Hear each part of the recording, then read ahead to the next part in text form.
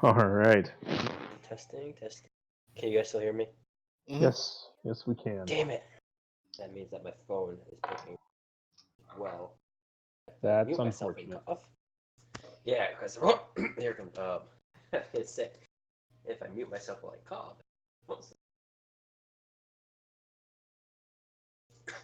Some combination of something will work, I'm sure. How is everyone? Good. That is good. That is good. It has been some time, but you're all together. Wonderful. I guess we should just jump in. Uh, several months ago, many of you were brought together under unusual circumstances and were called upon to help protect this terrible city. And you essentially have come to the eve of this great danger. For so long, you've been working towards protecting from an invasion of dwarves, an army that had been traveling northward from information gathered from various allies, many of which you have learned that are essentially quite spineless, not willing to even offer peripheral support to you in your time of need. But here you stand with a brand new army of friends that you probably didn't even know that you would make along the way. And do you think you're ready for this fight? I mean, for the epilogue style monologue you just gave, it makes me think that I'm not. Yeah. You could possibly be ready for this fight without Bahamut. I mean, I'd like to have a That small and chat with Philbin first, and then I'll be ready, but You have a mostly police force of approximately 8,000 mixed half-elves and elves and a couple of other races. And then about a 10,000 strong dwarven militia made almost entirely of construction workers. And they stand against perhaps the largest army of a generation. And upwards of 25, maybe 35, maybe even 50,000 dwarves. And also a long thought dead legendary dragon goddess. As they sail as you speak, or as I speak, towards your front doors. Oh, one quick question before, because it relates to storing spell slots in my tattoo. How many spell slots above did you give us? So the incense itself, if you do the burning the night before, let me double check it again. It's been a long time since I looked at it. Yeah, because I couldn't remember. I thought it was a certain number, but then when I was thinking about it, I was like, wait, right. It is a +3 level incense. There you go. Okay, yeah, I was wrong. That's what I said. I just couldn't remember it. Yeah, been a long time since I looked at it. But yes, if you burn that, then and remember too that it essentially kind of takes the entire long rest to really absorb in, and then afterwards it will last basically a day. It can give you one good day. So this being the eve of the event, potentially at least, although you don't really even know if it's coming tomorrow. You don't know how much delay you put into this invasion, and you don't really know if they'll come by land or by sea. You know that there's a massive fleet, but you've only fought them on the ground. Hopefully enough time for a Deus Ex Machina. But yeah. So would you all like to make any further preparations as you take your rest, or just simply take your rest and hope? Lee will I'm gonna go to pray hell. that Jacob and all of our NPCs, like Orin and the whatchamacallit, the two Drow and Ricky Forrester and all of them show up, and they're riding Bahamut. And he like draws a picture in crayon of what he wants it to look like, and then burns it for the gods. Yeah, Theon will pray and super spells. That's it. All right. I'm going to pull Philbin aside Mm-hmm. and ask if he has the capability of making other people fly. I think he does. Great, that's just what we need: a flying, water breathing. Yeah. Unstoppable. He just erupts from underneath the waves and attacks Tiamat from below. Exactly. Yeah, And he's he like says riding that. the shark for some reason. He says that he can, with concentration, he can let one willing creature fly for up to 10 minutes. Hopefully, that's all I need. And then I'm going to reach into the inside pocket of my cloak and hand him a letter that I wrote the day before. Mm-hmm. Don't read that unless you find my body. He nods. But He secures it within the folds of his Hawaiian shirt.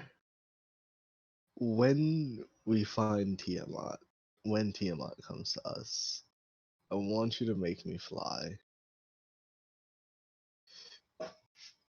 He nods.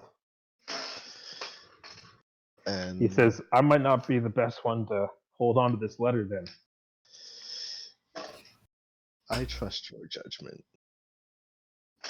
He says, I plan on being up there too. For what I have planned, you should stay on the ground. He shrugs. I'm going to be making it a lot easier for everyone to hit Tiamat if my plan works out. He says, well, if that works, then we might very well need it. Yeah. And then I'll pat him on the shoulder and then head off back to the docks to keep watch and eventually take my rest out there. Okay. Anyone else want to make any preparations, or simply just take a rest in the Hall of Dragons? Now, I will add too that yes, Oromis and Theon are still essentially on a rooftop with two guys that look like Kronk from the. Oh man, I forgot it yet again. From the Emperor's New Groove. They look identical, and they're wearing basically identical kind of off-gray tunics, and they're just standing there looking around, looking at the sky. They're not sitting; they're just standing. Well, And we're gonna go look for Lee. See if yeah, we're I would like to pull out my divination crystal. What would you like to do with it? I would like to sit down with it and meditate it with it for a bit and ask, will Tiamat and or the Morning Star army be coming tomorrow?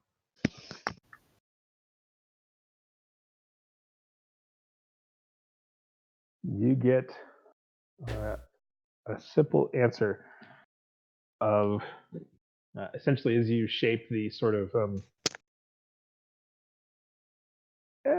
if I recall correctly, it's just a simple crystal that from it you can basically cast divination to essentially just to the universe, just as something, right?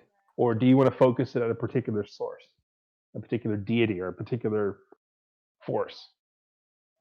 No, I'm not going to because this had the magic pre-instilled into it, and I'm not really sure who that may have been directed toward.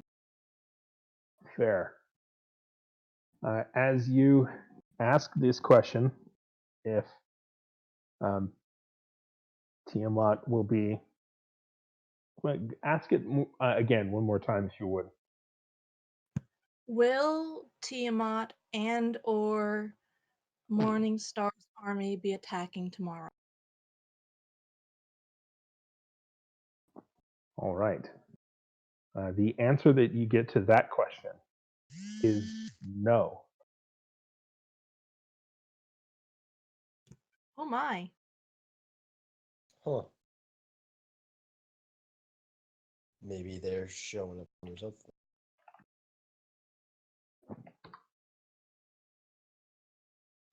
I'm going to start running around finding whoever I can to tell them that.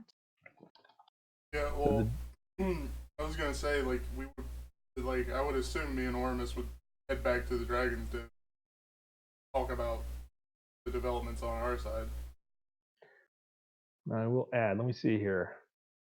The specific divination spell, I can't remember if it was one question or three. I think it was only the one, but I'm checking right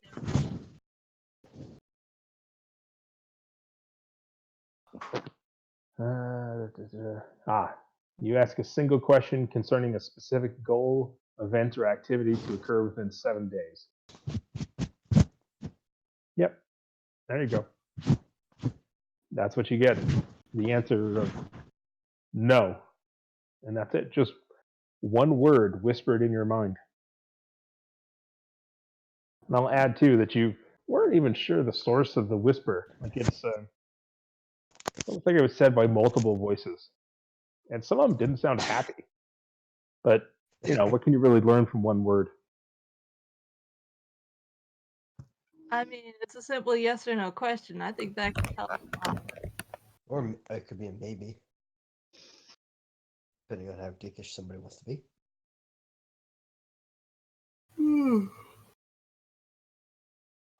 Well, it says the reply might be a short phrase, a cryptic rhyme, or an omen. So it could give me more than just yes or no, but it didn't. Yeah. So that's a definite no. And it has to be truthful or within reason. The guidance on my side of it is that unless there's an unforeseeable change, I have to say what the direction is in my head. It says no. That is the answer that you got.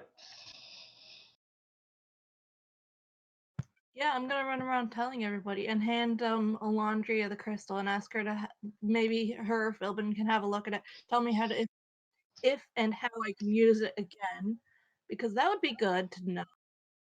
Alondria takes it and looks at it, and she says, "Dear, it's beautiful, but it's just a rock." I nod, and if it doesn't have any magic to it other than, what's been expended, then I will tuck it away. She says that you spoke to it and it told you that they weren't coming. I nod like frantically. She nods. And she says, that's maybe they're, you asked if they would be coming tomorrow. Maybe they're just delayed another day. Yes, but I mean, it would be bad for me to. I was considering using that. I have this incense that's really great, and it's a 1 day thing, but it's for the full day, and it takes all night to do. So it's kind of a one-shot deal, but it's really great. So I'd want to know what day it is. So I know it's not today, but I don't know what day it is then. She says, well, if we know they're not coming tomorrow, we could ask Yara. She's still in the city. We might be able to get a better answer from her. Yeah. You might recall, many moons before, you had met the young sister of Mark, one of your traveling companions, and she seems to have some sort of divine gift, in that she's able to speak with some unseen force or god and get an answer once a day. Hmm. I didn't know that she could do that. I only knew that she could revive us, or remember at least that she could revive. Actually, it was mostly Alondria that did some of the reviving, but Iara helped. But yes, Well, that's certainly good to know. Kind of feels like a waste to have used this crystal already. Oh, well. Well, now we know we can use. That sounds terrible, but we can take the aid of Yara in this.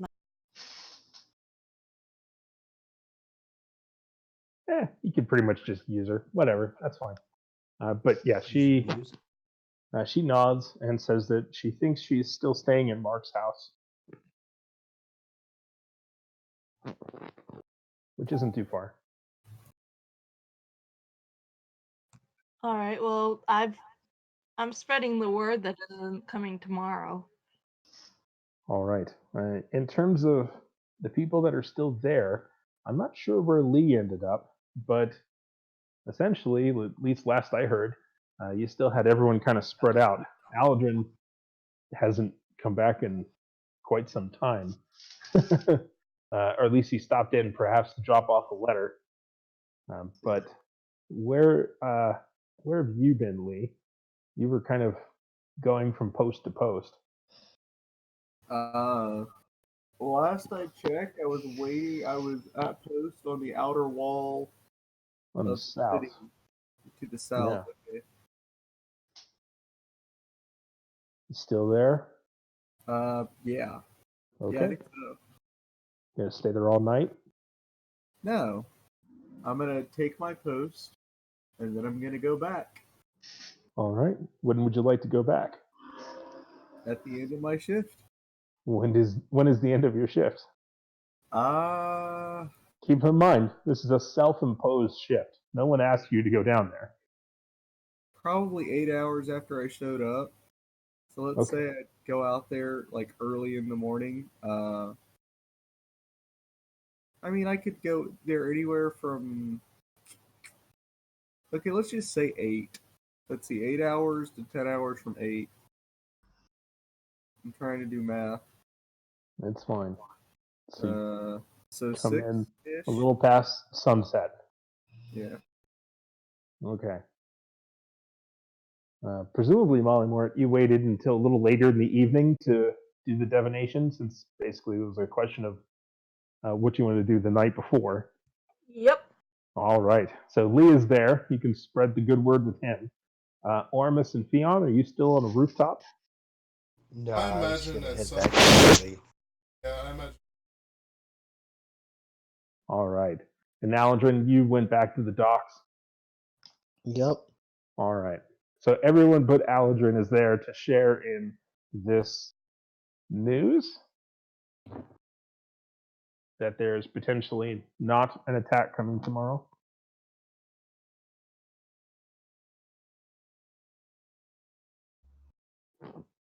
But yeah, you're able to share that, and you all can be aware of this possible fact. That's assuming Could have. that this thing is even actually divining, because for all you know, it was some sort of a trickster's object. Does that mean that it's coming tonight?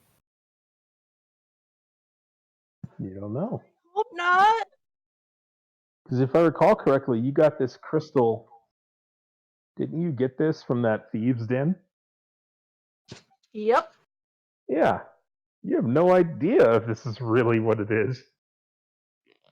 I mean, it seems to be, but you're not really sure. I forget how I found out it was a divination crystal. Probably through various identifications. Most likely, you probably found out because Philbin was lost at that point. So Oh, you were yeah. probably told by old, Dimor Beamgilder, Oh, yeah. former head of Not the Wizards Philbin. Guild of Verbanville and current founder of the Wizards School of Tyrannia. You can trust that guy.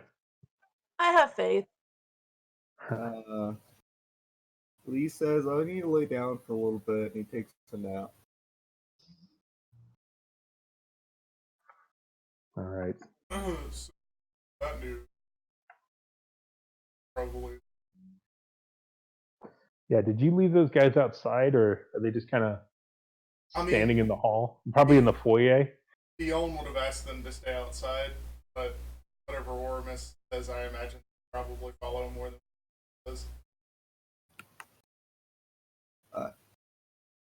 Did you leave like fold out chairs and like some fake flamingos up there for them, and tiki torches? Sure. You can make a little decoration. Yeah. Yeah, I'll ask him. Well, Yeah, they'll be Actually, outside. no, fuck it. No, I'm not gonna hide anything. Fuck it. I'll let them. Oramus walks in with, it looks like twin football players. Going behind him, taking his. Lee is laying on the ground. start poking them. I'll be like, guys, meet. I'm sorry, I never asked your names. They said, "Oh, no one ever asked their names either." And they kind of look at each other, and they're like, maybe I'll be the one on this one here, and that one will be that one there. So here and there." And he goes, "Yeah, there. Fantastic. Wait, that doesn't work." He says, "He's stupid." How spicy are they? Yeah, can I make an insight check here? Yeah, sure.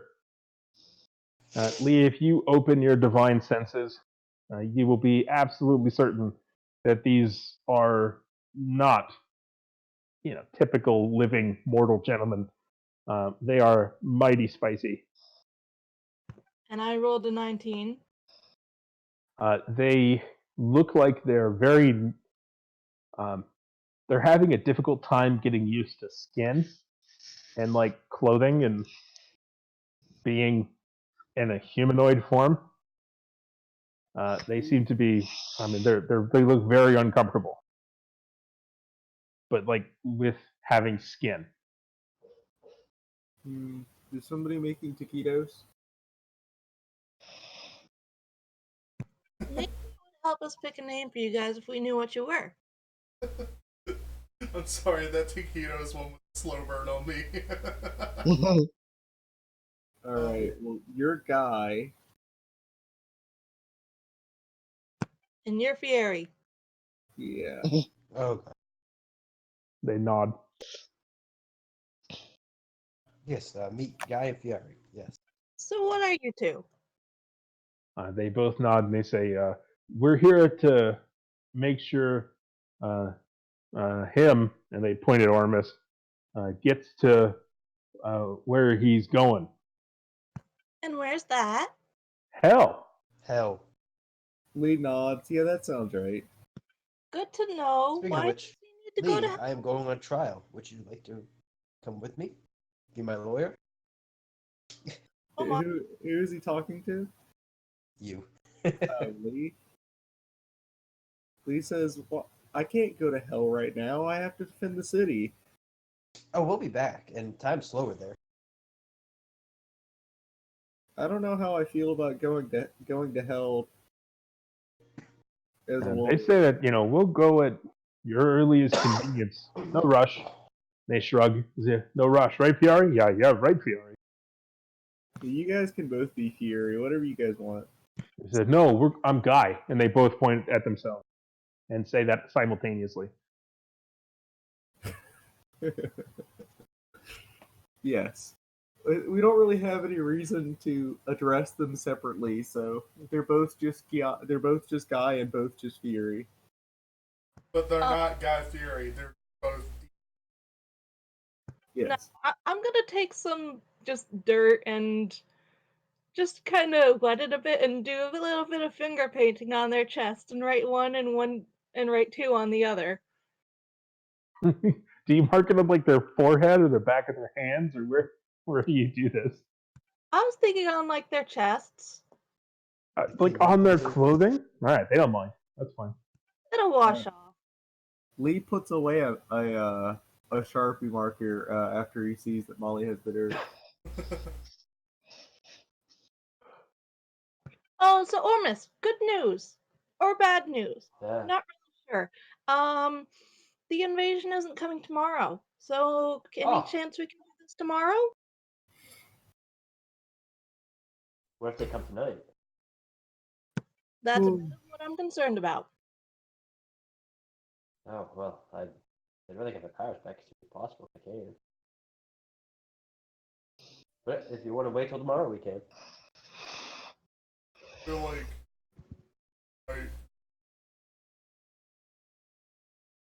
Then I just screwed. for us to be. But if you know that they're not coming tomorrow, then we have 4 hours after we wake up. Then, at least we'll. Yeah, that's Well, our safe Last slot. time in my experience going to hell with Havron, I think I was there for a couple of days, and when I returned, it was still the same. I think hour, if anything, when I returned. Guy Fieri's nod, or Guy's Fieri, they nod. Then that was on the ship before we met Uchiguro. A lot can go down in an hour. Okay, well, Huh? none of us are surprised that Ormus is going to hell, but as long as you defend the city, I guess I'm not going to have a problem with it for now. We'll talk about this later. Yeah. Just hope we don't get attacked. I mean, Guy, Fury, this can wait until tomorrow, right? They both nod. And they say, "Yeah, at your earliest convenience, Mr. Tim." And they point.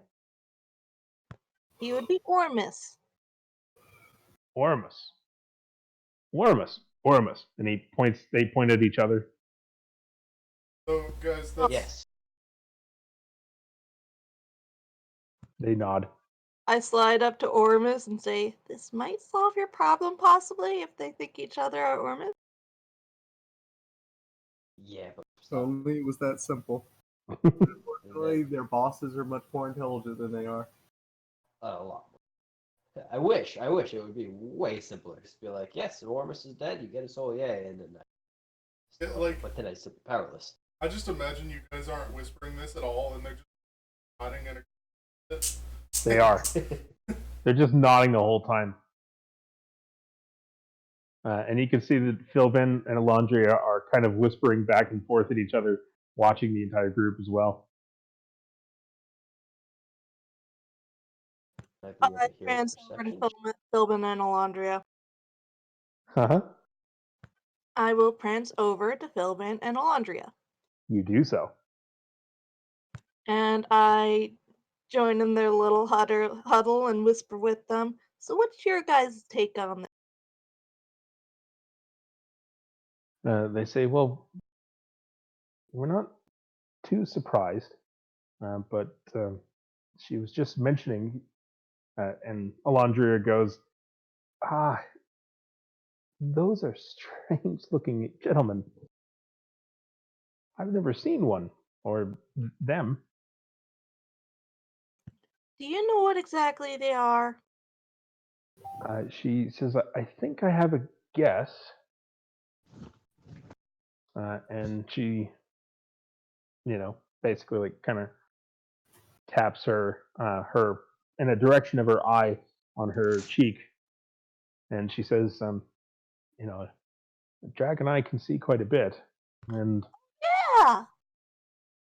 Yeah. and she says, those gentlemen are not, yeah, they are not what they seem, for sure. Just I quick mean, out of character question. When They're not Fiona, idiots. when Stone like magic and saw Haverum paid attention, he saw kind of like Bro was the shape of what he really was, right? Yeah. I think Yeah, Field's when not he going to did say anything, but he would cast detect magic just to feel for these guys. Okay, so when you cast detect magic, these guys look like what Hadrum wishes he could grow into. These things so are pit fiends. terribly disgusting. Big, almost looks like dragonfly wings, long, sharp claws on their hands and feet, and a long tail. And they look to be entirely almost skeletal. Bone. yeah, I'm gonna say, oh, I forgot how useful this thing was, and put the eye of a shot up to my eye, and jump back in surprise. Yeah, it's pretty surprising. Um, I'll just share an image really quick. This one, it looks pretty freaky. Good quality creepy art. But yeah, they look through your mind's eye or through the eye of a Shar. They look like that, Okay, bone and they devil. look to be in total maybe like 7 or 8 feet tall. But they Bone they demon. look like they're all squeezed. That's what they would look like completely out. But when you look at them, they look like they're squeezed inside of a suit made of flesh. But their aura is, they still have this sort of the feel of something entirely different. But that's why they look so incredibly uncomfortable. Is like they're trying to fit into the shape. But of course, magically, they're transformed. They probably don't actually have to try and be contorting themselves internally. It's almost like a phantom limb sort of thing. They're squeezing themselves in their mind, but they really don't need to. But they're trying to play the part of being in a suit. It's a bit strange to describe. So, is it your guys' first time up on this plane of existence, or pretending to be this type of creature? They both nod. Oh, good for you! He said, "It smells really good here." Good to know. What smells so good here to you guys? Uh, Mostly the absence of the bad smells. And they nod. Oh, okay. So it's not like the smell of humans and elves and gnomes Brimstone. that you like. And they said, no, it's mostly the rotting corpses and bile and also the burning smell. It kind of adds up. Oh yeah, I'd imagine. And I pass the eye of a shot over to Lee. No, Lee already has an idea of what he's expecting to see here. She doesn't know that. He's just kind of sitting back and like, yeah, I guess the only thing here that really smells that bad would be you guys. Rude. They nod. Really? No, they know. They know. Alright, so are you guys gonna be inside while we rest, or outside, or what?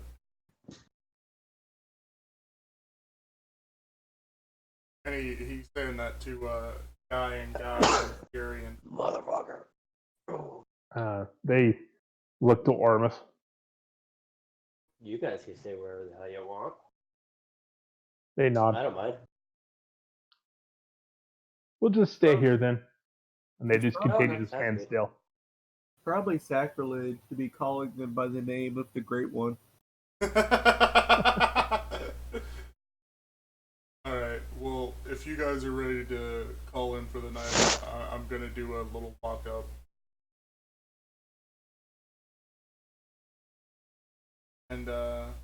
I will. Yeah. Well, if everybody's ready to rest. Everyone ready? I'm not so sure I want to I'm gonna sleep. keep watch out. Well, the whole If I reason feel I pretty ask good, is yeah. because I have alarm and I was gonna set it. Well, I'm keeping like an eye out in the distance, like watching the water.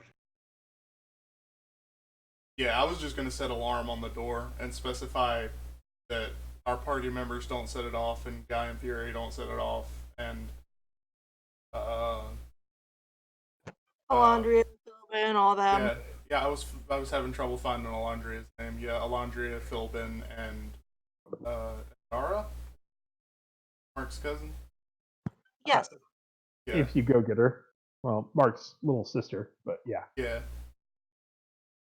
Well, I mean, you never know what might happen. She might escort you here in the middle of the night for some. Yeah, that's true. Might as well add a rod to the list too, just in case he decides to pay us a visit. I feel like we'd rather know if Arada comes by. Well, I feel like we won't have to know if Arata comes by. He'll set off his own alarm with it. True. But yeah, I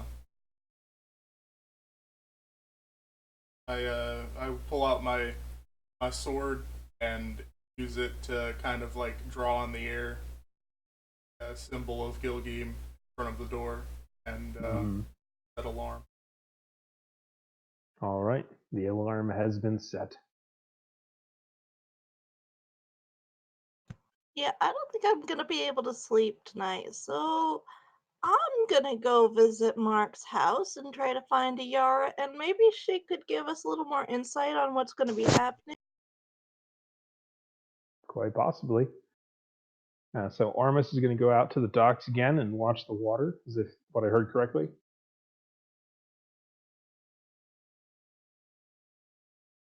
Kind of like just meditate, keep an eye out. All right. And Molly Mort, you want to head out? Is everyone else just going to take a long rest? Lee's gonna take a short rest. A short rest. Yeah. Yeah, actually, Okay. same for the sake of if they do attack tonight, you know. Yep. Okay. All right then. So Molly Mort, you head out. You're pretty sure you remember where Mark lives. You stayed there a couple of nights. It's not too far, only a couple of blocks. Alright, I am going to turn into a panther to prowl on over there. All right. Do you go by the streets? Or do you go by like rooftops, or just slink in the shadows? Somewhat slink in the shadows, but mostly rooftops. Okay. As a panther, sorry, it is not a difficult task, as you're able to make your way from low rooftop to low rooftop, from bits of shadow to another. It looks like most of the streets are fairly empty. Bakata never really had much of a nightlife to begin with, and now that everyone is deathly afraid, for whatever reason, it's really cut down on the street parties. So you're able to make it over to the house that you're pretty sure is Mark's. You kind of remember the layout of it. Took you looking around a little bit to find it. But one thing you do notice is it looks like a lot of the windows have been boarded up. This is concerning. Yeah, and it looks like those that have been boarded, some have been boarded from the outside, some have been boarded from the inside, and some of them have been broken. Are there any windows I might be able to climb through, upstairs or downstairs? As you kind of look around and look and look and look, you don't see any open windows. Everything looks covered. I'm going to let out a large meow and paw at the door. Okay. You let out a meow and paw at the door, but there doesn't seem to be any response. It might be more of a roar than a meow, but that's what I can manage as a panther. Even then, Panthers can roar. they do. Yeah. But not all cats can. Only the family Pantera could roar. And now we know that. Yeah. But you still get no response. I'm gonna see if there's any way I can slip in through the boards or anything. Prowl around the house. You're pretty sure that with a little bit of effort, you could break through one of the boarded up broken windows. Or maybe with enough effort, you could even break in the door. But that'll be a little trickier. I'd prefer the window, anyways. All right. Let's go with just sort of a. What does a panther got in the way of strength? It's +2. That's fair. And the panther is smaller, but these boards are attached on. So you do have pounce. If you get a 20-foot head start, good run, then you can pounce at the window and try to just crash through one if you would like. Sure. Okay. Go ahead and let's go with kind of a melee basic attack and just see roughly how effective this is. I think that should be fine. So essentially just strength and I guess proficiency. Proficiency at kind of throwing your body out. That's fine. It's like an unarmed attack. Basically, yeah. Do I use my own proficiency? The Panthers. Well, okay, no proficiency then. All right, because I don't see a proficiency on the Panthers. Yeah, true. Well, Panthers have proficiency. They just have a certain level of proficiency dependent on their challenge rating. Yeah, perception and stealth, etc. But this one you can just add strength. All right, then that would be a 9. Okay. You get a good 20-foot head start and kind of claw into the dirt a little bit. Get a good. Do you roar before you do it, or just silently do it? I release a little low growl. All right, a low growl as you start to head forward, going faster and faster and faster, and making the leap, and just kind of crashing in. It looks like you loosen some of the boards, and you can hear more shattering of glass. But unfortunately, you were not able to get through. But you didn't hurt yourself, so that's a plus. Yeah, that's good. So I'm gonna try again. I will add, you did at the breaking of glass hear a scream from the inside. Oh, okay. Then I'm gonna do a howl, like a cat that wants attention. Come get me! But in the terrifying but somewhat docile tones of a panther. I just want to let you guys know that the sound that a panther makes when it howls like that is it sounds like a human woman screaming. Yeah. It legitimately. So there might be another panther in there. You're saying? That seems like the most likely explanation. Version of a human woman screaming. Like, think Banshee. But yeah, you screech on the outside while someone, presumably the person you would like to speak to, is also screeching on the inside. I'm gonna go claw at the door again. All right. Do you aggressively do it or just sort of paw? With enough force that's anxiously, but not trying to get in that way. All right. Are you keeping the claws retracted, or I'm not even sure they can. Lee, you're the resident panther expert. Can panthers retract their claws somewhat? I believe they can. Jaguars and panthers can retract their claws almost entirely, but not entirely, I believe. I'd have to check that. Well, you clearly know more than I on this particular subject. But yeah, Do you want to keep the claws out or in? It's gonna be that state of like not entirely retracted, but for the most part. All right, you're taking a little bit of paint off. No big deal. Yeah, you're just kind of scratching away. Are you continuing to make the hungry noises that you were before? It's a lower howl now. All right, just a low howl as you continue to scratch and claw at this door. On the inside, you can hear, "Go away! What do you want? Ah!" Does it sound like a Yara? It sounds, yeah, basically like a teenage girl. Basically, yes. My mistake. I was thinking of cheetahs. Oh, were you okay? Yeah, all the other ones have completely retractable claws. All right, then you are fully taken off paint layers. I just A little want to bit point of out wood splinters. this is like a scene from a very specific horror movie for the person inside. I know. I'm gonna do a little meow.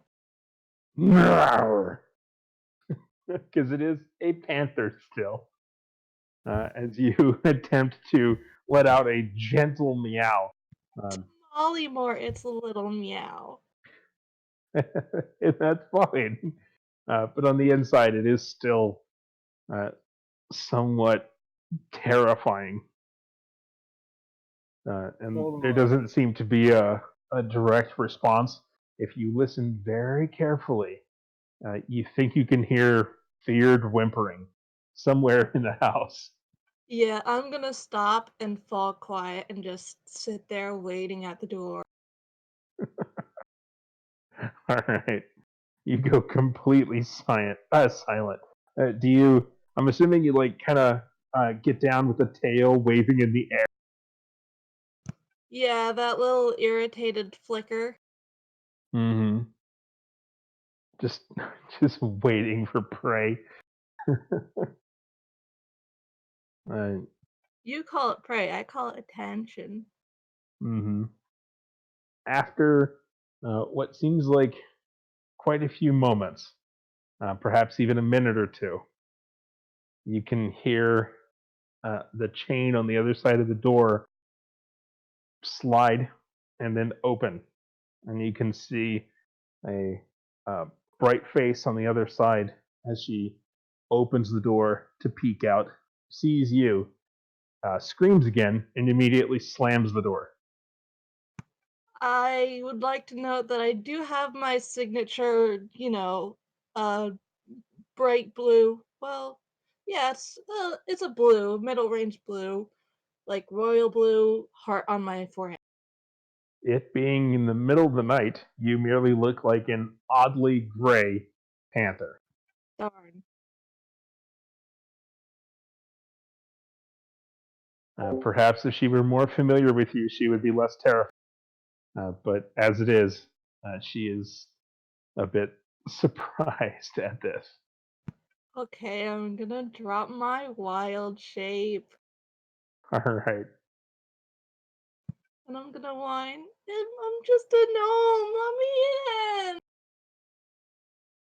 me in. She says, "You're not going to trick me, talking panther." I couldn't talk as a panther. I can't be a panther anymore unless I waste it. She says, "Yeah, that's exactly what a talking panther would say." My name's Molly Mort. Mollymort. I know a Mollymort. And the door opens just a crack, and you can see the gleam of an eye not too far removed from the type of highly sensitive cat eye. I'm assuming that's correctly. And she opens it a bit more as she sees you there. And she looks sort of both ways down the street. And she looks at the door, freshly scratched and clawed. And she looks at you again. And she says, "Were you the panther? I was the panther. What the fuck were you doing?" It's.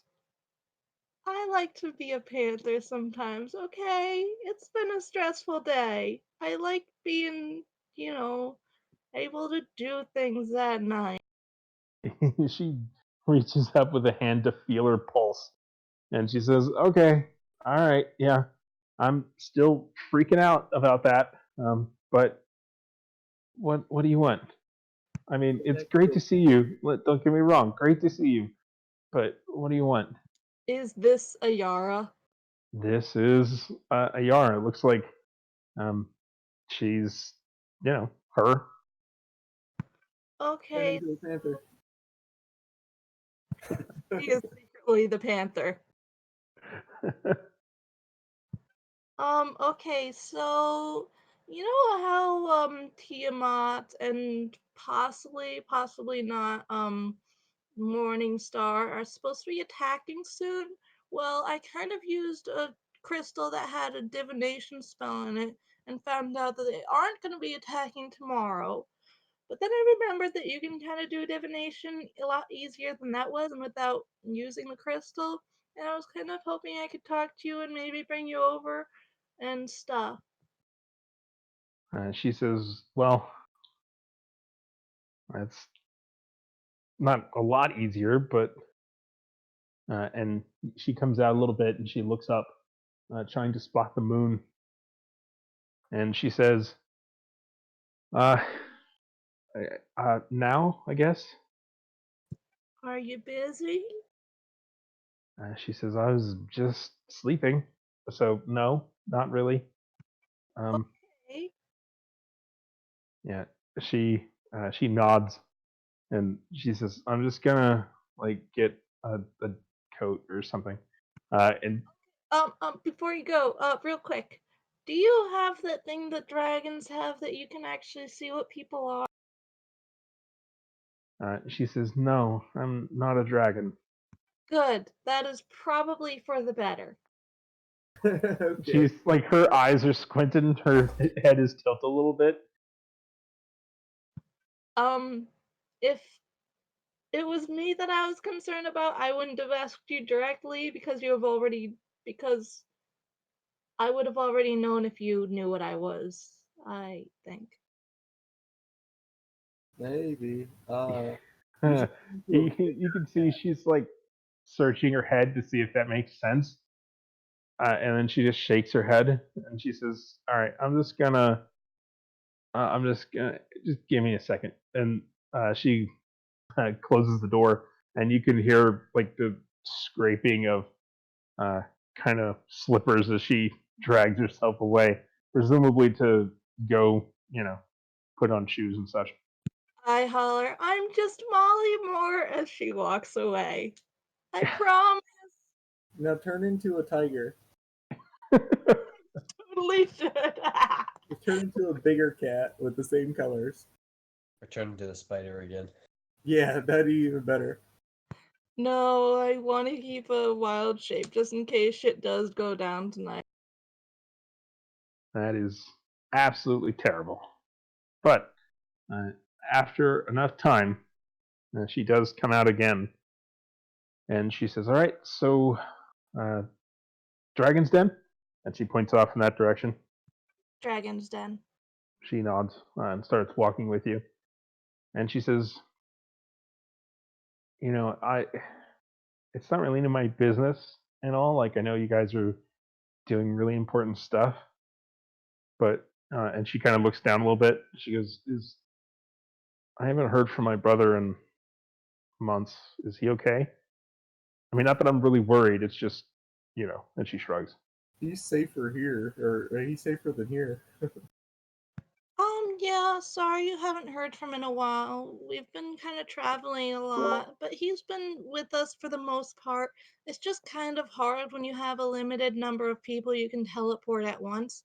And again, we've been teleporting a lot, so he's got. I think he's in Hope right now. Is he in Hope right now? Yeah, he's a note. Yeah, he's in hope. Yeah, he's in Hope right now, so he should be perfectly fine. But it's sorry we've been so busy. It's okay. She walks otherwise in silence. I mean, you certainly have a right to know if, he's your brother, and a month is a long time to not hear from somebody when all this is going on. Mm-hmm. I understand. I just actually sent a letter out to my mother last night, because I know she hasn't heard from me. I don't think since we last teleported there. Well, out of character thing, she doesn't know the Tiamat's coming, right? I thought the whole city did.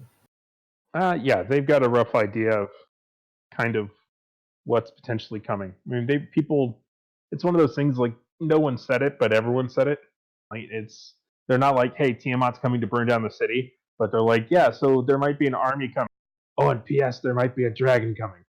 Yeah, I just didn't know if it was one of those things that was explicitly said because I came from like that. Your factor. Yeah.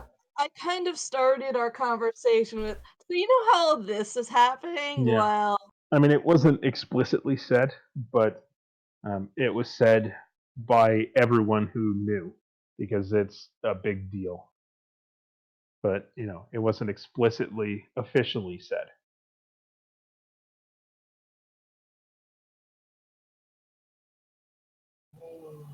Anyway, but yeah, she'll walk with you back to the Dragon's Den.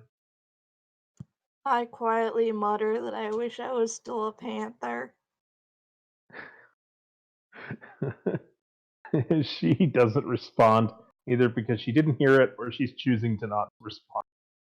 I just want to be a big kitty, okay? I mean, I think I like panther better than tiger or anything, too. Are you still speaking in character? Yes. And she says, I mean, yeah, you're a cute cat. It's fine. There's nothing wrong with that. It's just I didn't expect a giant panther to try and. Did you break a window? Possibly.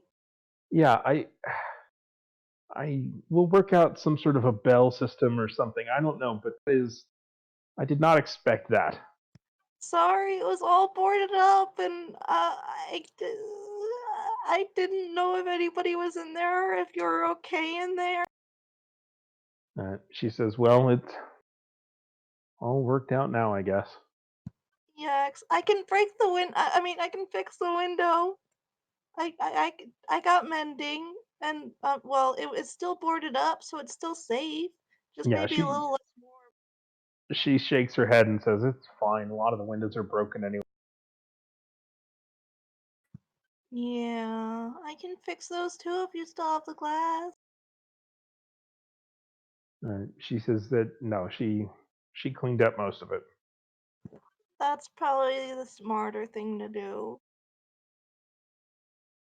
Only known. You can tell that she feels bad for, like she starts to feel bad about it, but at the same time, she's just like trying to steel her resolve. But it's tough to fight off the sympathy voice from a gnome. I really should have just been a kitty, but a panther felt more safe. I mean, I feel like I could actually defend myself better as a panther. Then again, if I do get hurt as a kitty, I just turn back into me. But I don't know, I feel more cool as a panther too.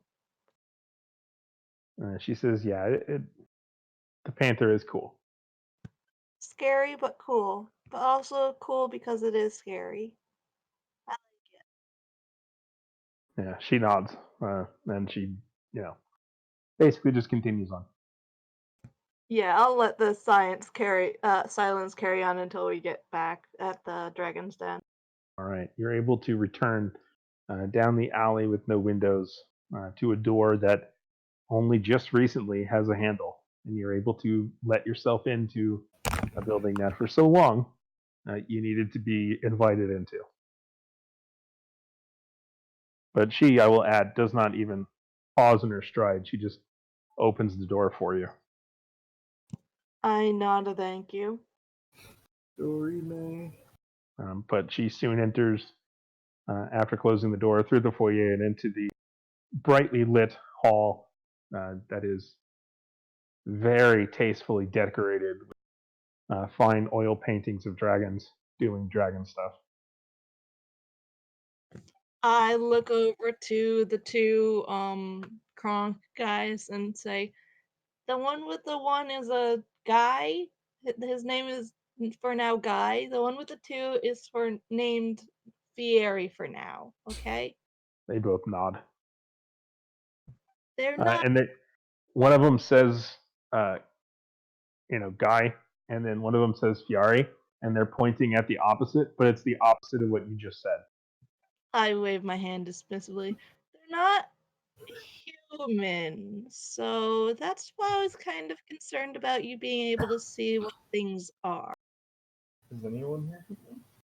No. Humanoid, perhaps? They took the appearance of humans, didn't they? No. No. Well, while I did describe them as Kronks, they actually look to be kind of half elvish in a sense. Well, no, actually, Oromis is an elf, right? So they are elves. They are elves. Yeah, you can't tell me that They're Kronk not is a human. elves, but Big, beefy elves. The would you say biggest elves you've ever seen. I would believe Goliaths. true? Well, they're. How tall are you, Aladrin? Oh, well. They're, they look like they're beefier and just like a little comparable in size of Aladrin, but they look big. And again, they're identical. I want to say Aldrin's like 6'8". Jesus Christ! Like he's on the higher end. Yeah, but yeah, they're they're around in that height, but they're much bulkier. They're not Fionn-sized though, right? Nope. 6'8". Dang. So yeah, they're not really elves. They're here to take Ormus to hell. So we're gonna deal with that tomorrow and hope that we don't get attacked by Tiamat or Morningstar tonight, because I did divination and found out they're not attacking tomorrow. Because I was wondering about using this incense that's really great for a day, and that's all I have it for. So I was kind of hoping you could help us figure out when they might be attacking. I'm really concerned that they're going to be attacking tonight. She says, she basically, you can see her eyes are a bit wide as she absorbs all of that information. And she says, so you want me to do the ritual? Yes, please. She nods and says, all right, well, um, I guess let me know what you want me to ask, and I'll be on the roof. She nods. Are the Oh. fold-out chairs and tiki torches still up there for atmosphere? Potentially. But yeah, she will head towards Alondria's study and, of course, say hello to Alondria in passing and unlock the secret door that is behind Alondria's bookshelf and head on up to the roof. It just occurred to me that I can ask what day they're going to be attacking. It didn't have to be, I didn't have to specifically ask about tomorrow.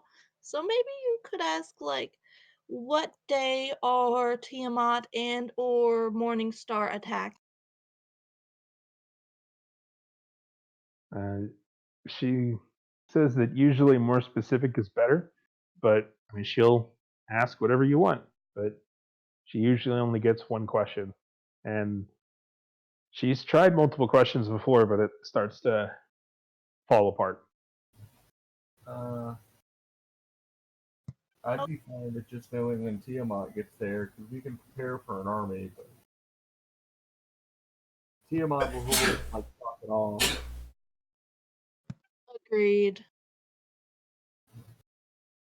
We're not even sure Morningstar is still coming at all. I mean, they're probably coming, yeah. They're probably coming to clean up the mess after the entire city's reduced to rubble. Yeah.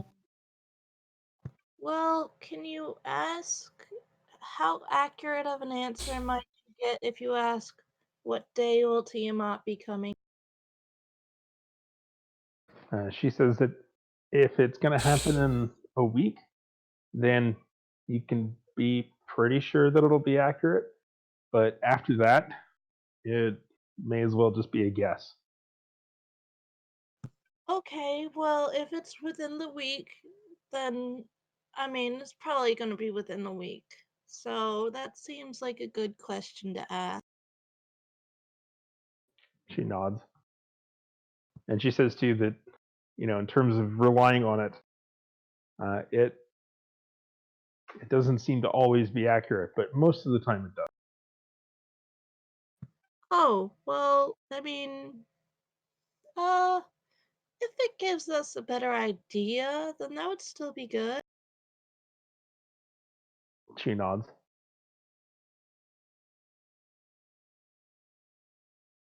You still have, Lee and Fion. You're still there if you want to give input on this question. Yeah, Uh, bring her back to the dragon's den. I feel like honestly at this point Lee is asleep. So you're taking a long rest?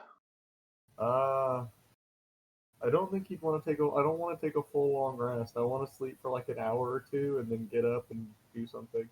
Okay. Likewise with you, Fion? Yeah. All right.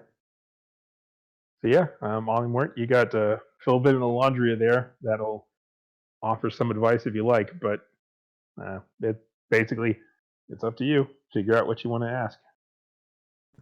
I want to ask, what day will Tiamat be coming? Okay. She nods and kind of And what about the settles. Morningstar fleet too? You want to know when they're arriving? You should specifically ask coming to Bakata. I don't know why, but that just seems better. Yes, Yeah. what day is Tiamat coming to Bakata? Or no, what And day the is fleet? Tiamat attacking Bakata?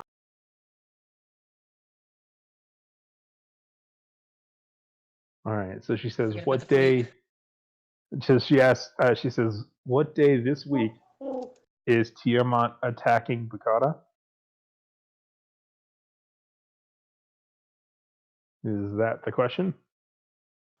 I think just what day is Tiamat attacking Bakata, because it's after this week, then I mean that could. Assume it's this week for like safety's sake. Like if we don't get any answer, then that means that it's after this week. So or something else. If at all, I'm more concerned about the fleet right now. Yeah, maybe ask what day is Tiamat attacking Bakata. That what day this week Tiamat is attacking Bakata. Tiamat and her forces. I feel like that's a good specification. Well, that's why we were trying to be more specific because we don't know if she'll attack with her forces. Yeah, and if her forces attack, it's probably going to be after her, I'd imagine.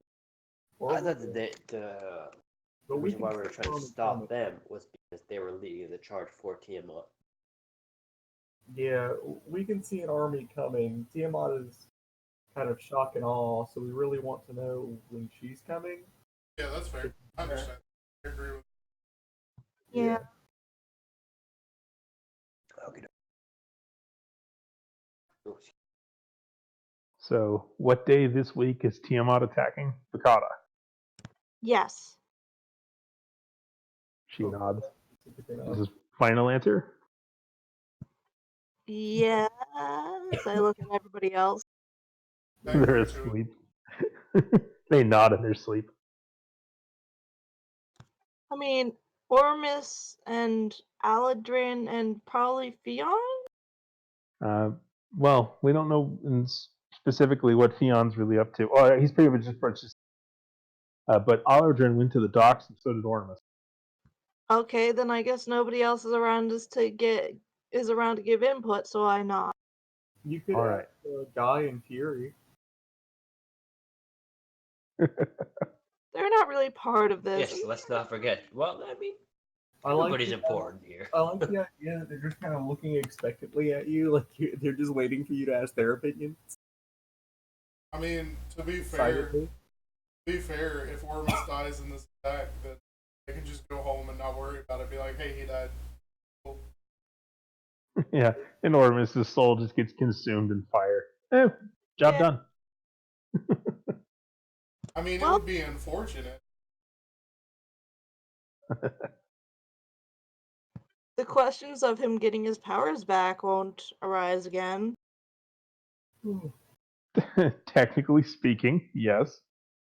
But yeah, so she says, all right. She says it to herself a couple of times. What day this week is Tiamat attacking Bakata? What day this week is Tiamat attacking Bakata? As she goes up onto the roof and begins setting out the sort of ritualistic circle to kneel in. Alondria also goes up with her. And I'm assuming you go as well, Molly Mort? Yeah, can I ask if I can sit in the circle with her? She says that she's not sure if it'll work the same if you do. Okay. She says sorry that it's the ritual's kind of it works, so we don't want to change the variables, you know?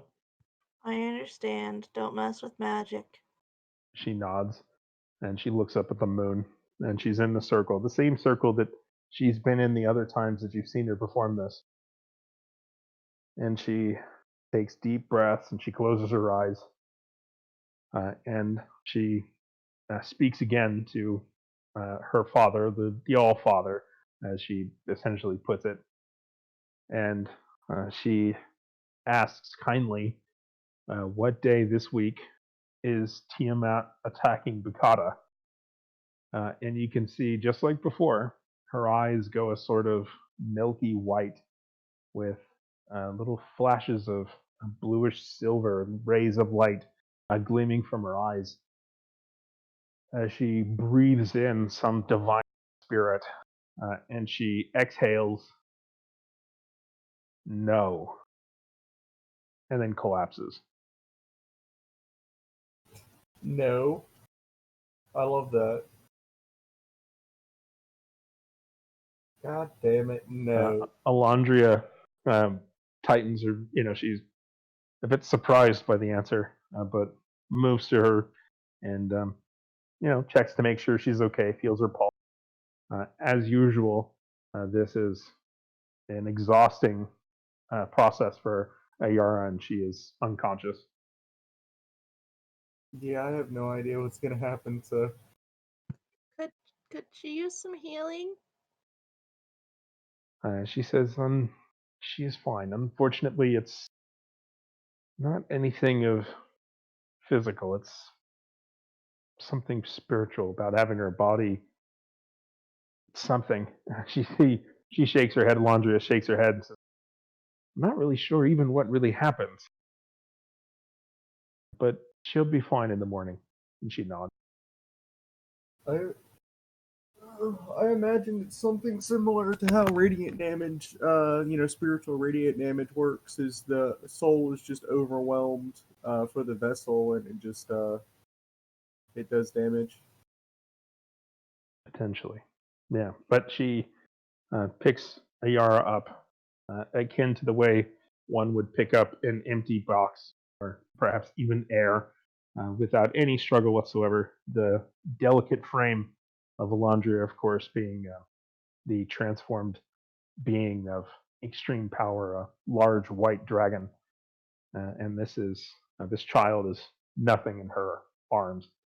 And she carefully carries her downstairs and lays her down in her recliner. I would have offered to help you carry her back down, but she was kind of scared of me last time she saw me in an animal shape, so I kind of don't want to risk it anyways. Ayara strokes your head and says, it's fine. Thank you. I was talking to Alondria, by the way. Well, yeah, Alondria said that. Excuse me. Because Ayara's unconscious. Okay, that's what I thought. All Yeah. right. But Alondria strikes your head and says, "It's perfectly all right. Thank you, though, for offering." But yeah. Anyway, you have that.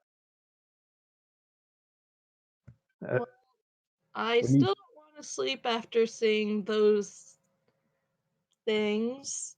So I'm gonna go back to where they did the ritual and sit and try to do a little bit of meditation up there. As you go up the roof, you can hear Philbin asking Alondria, "What did he say?" And uh, she, you can hear them talking quietly as you go to the roof. All right. So Lee, how long do you want to sleep? Or I should ask too, Fion. You sleeping? You just meditating? You just sitting there quietly? You doing something? What are you doing? Uh, Lee's taking a nap. prayer candle. Got it. How long will that last? I'd probably come up when back down after. Okay. You can see Philbin and Alondria whispering to each other in the doorway as they kind of look back and forth, looking at Ayara and then looking at you all in the hall and then looking at each other as they whisper. You can attempt to overhear if you'd like. It's pretty quiet. Yeah, I'll attempt over here. I figure I kind of want to know. Okay.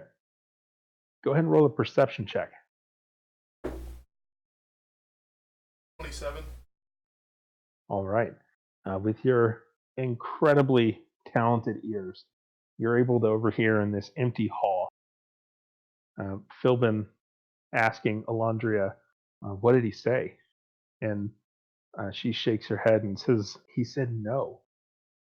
And Philbin says, "What does he mean? What do you mean no?" He said, "What does he mean no?"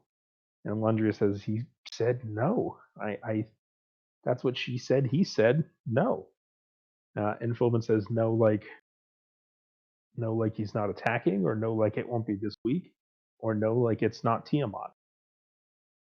And she looks at Philbin and she looks at you all, assuming that you're meditating and that Lee is asleep, and the two bony gentlemen are still just standing there, just staring at the walls. Kind of creepy. Um, Just but she imagine says that, one's facing a corner. yeah, she says that she has no idea, and that's got her worried.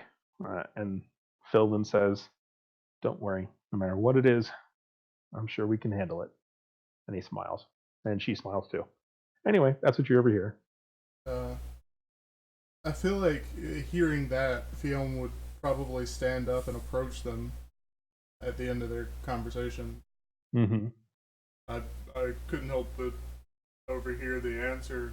Um, but I know you don't know what it means. But if you had to guess, what do you? You have much more experience with Yara asking these questions than we do, and I'm just curious.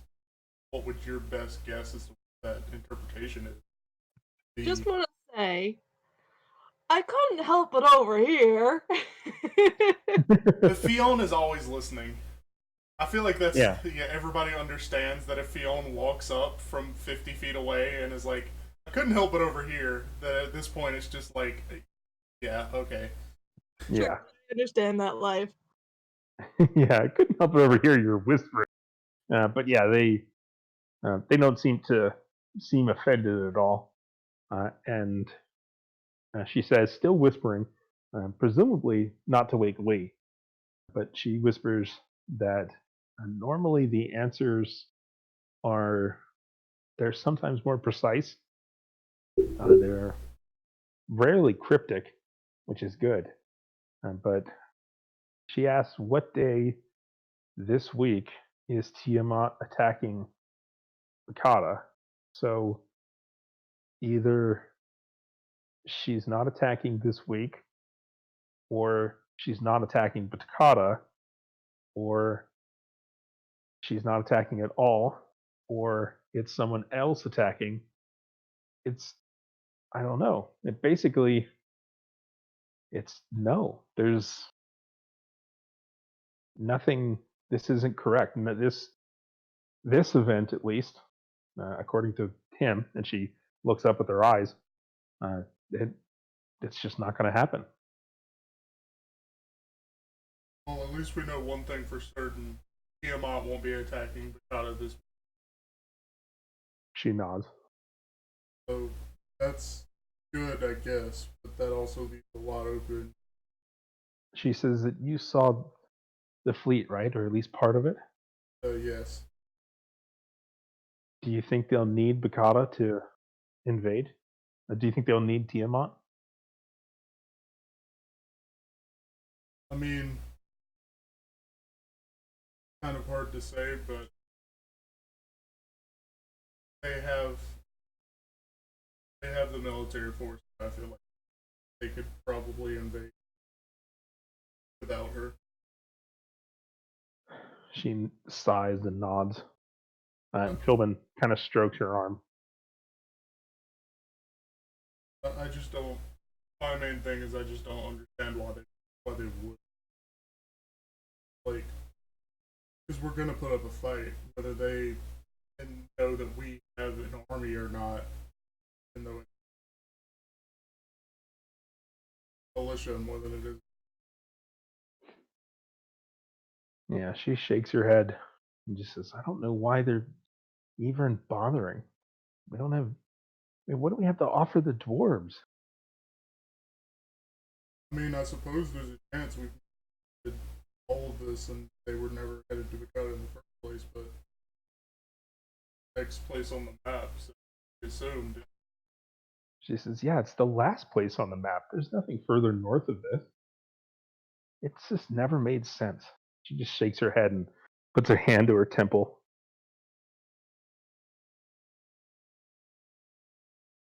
Hey, am I mistaken with Hope is north? Hope is north. It would take them months to get there, though. Yeah, like that's why I never even thought about it. Like, Well, there was the looming, black spot in the sky here in Bakata, so that's concerning. I'm fairly certain we're in a position where everything is concerning, so. Like, literally everything. And that's not changed. If anyone looks up, there's a darkness in the sky. Anyway, go on.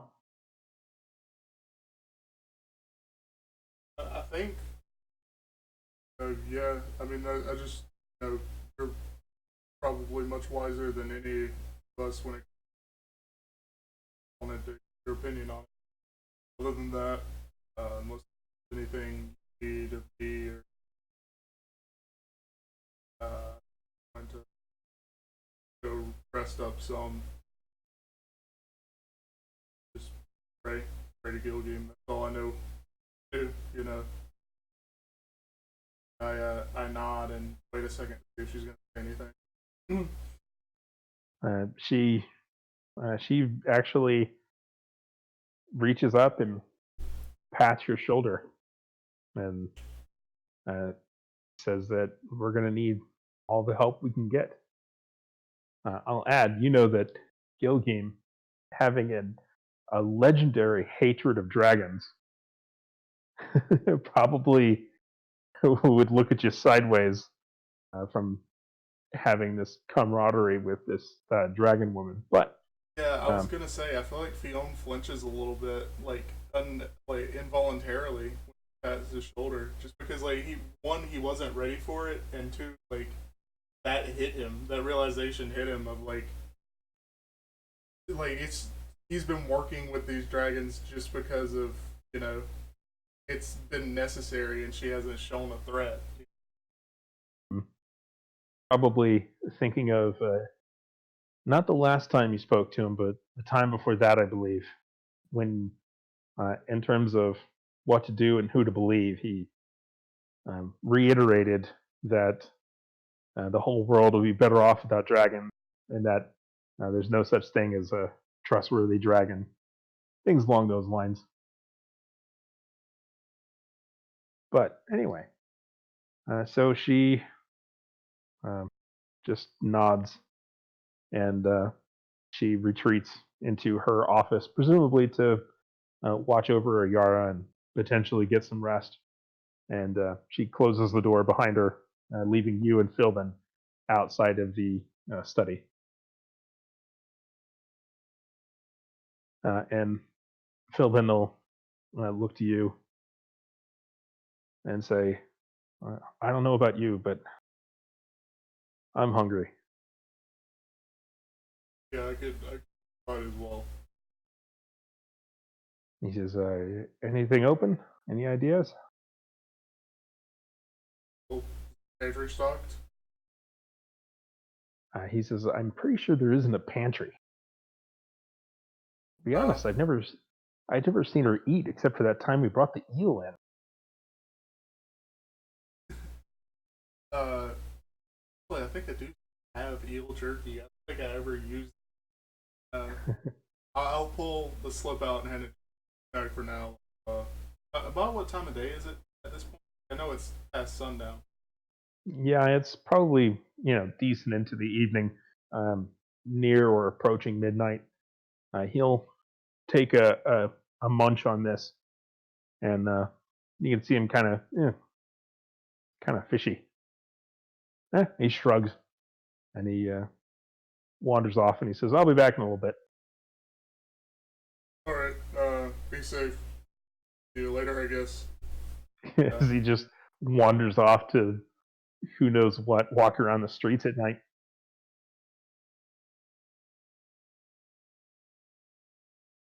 And you're left with two strange gentlemen that are just staring in the corners of the room, and a sleeping Lee.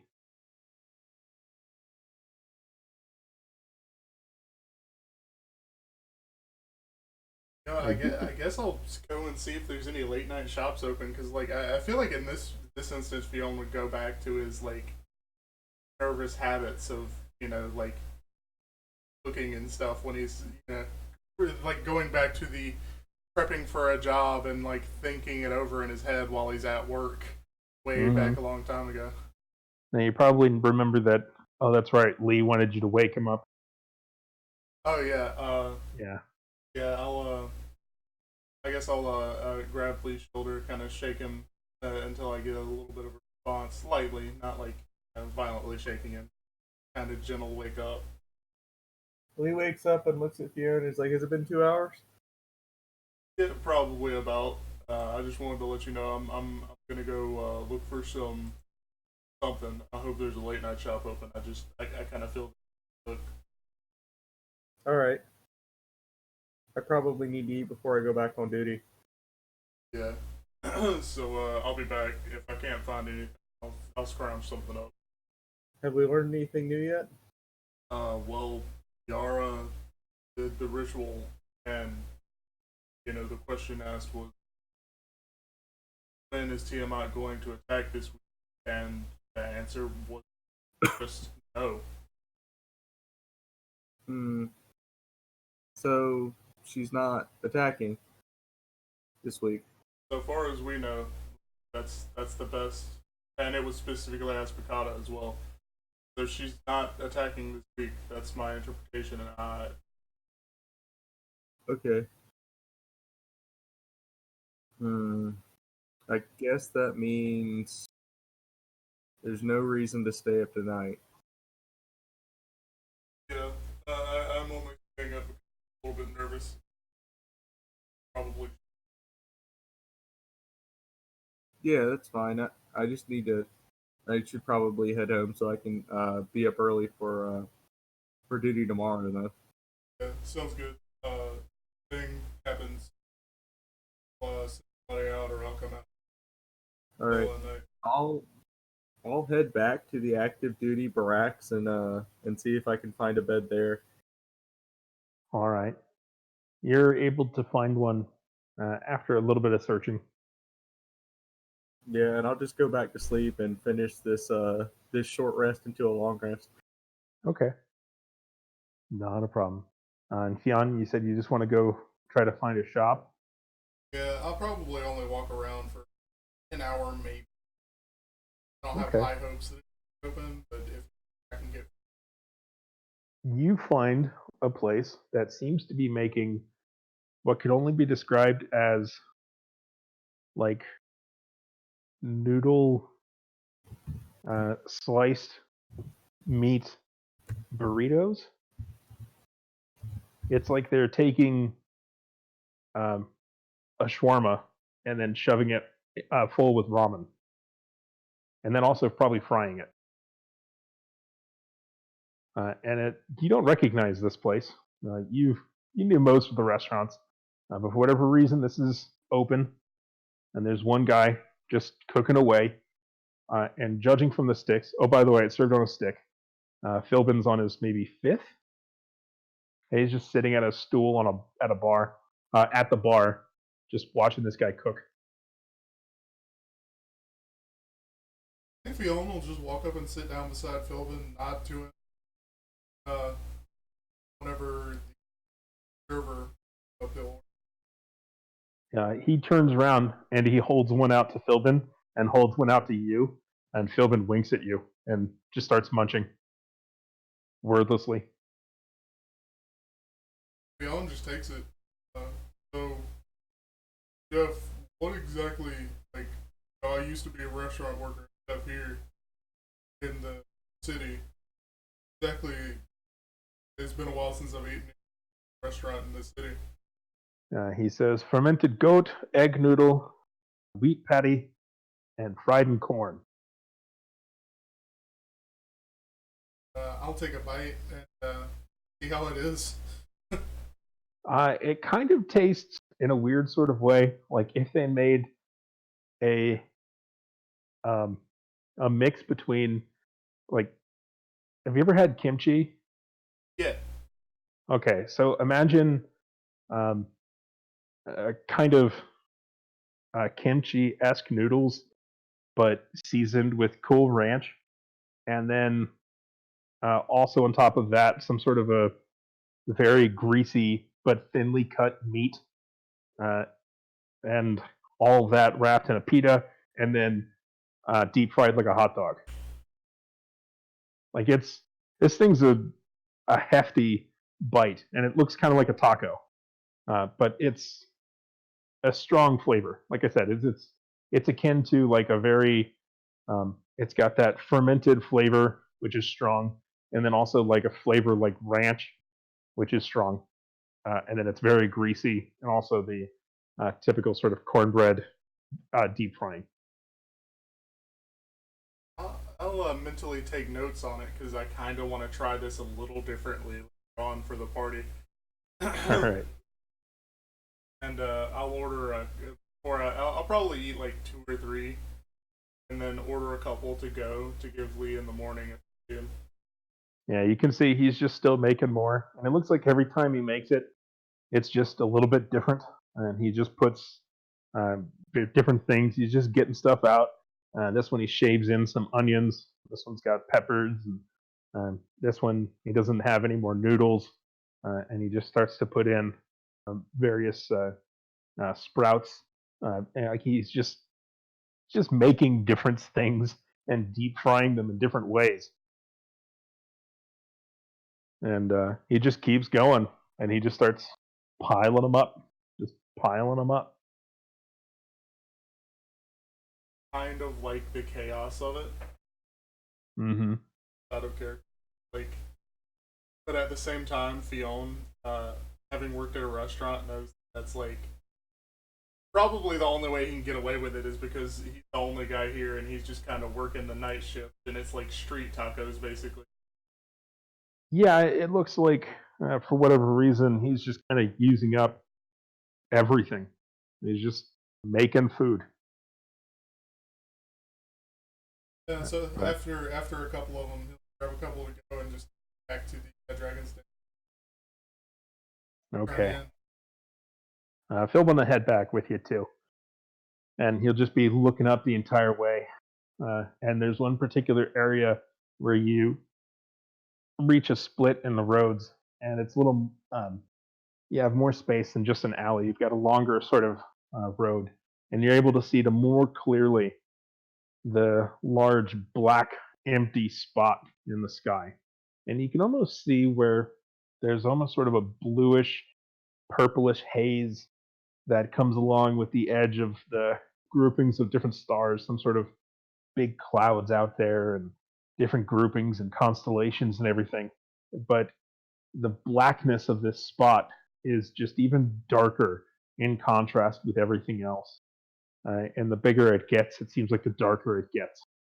But Philbin sees this and just stops, and then just munches on the one that he's still holding, and just stares at it. I'll stop as well. So, what's up? What's going on? Like, something about that? Do you have any questions? He shakes his head, and he says, "It's the weirdest thing. I spent so long thinking about the end of the world, thinking I knew what was coming, and now we're facing the stuff that I saw, and it's not that bad. But then this shit shows up," and he points at it, and he says, "I have no idea what's coming, and that's even more terrifying than knowing what I thought I knew."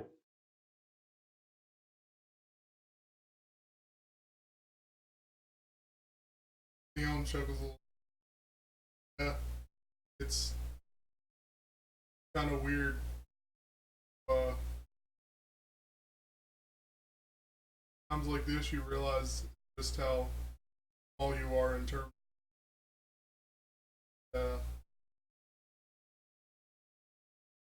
Kind of dark to say, but I've been realizing that as much as we try to do, there's not much that we can do.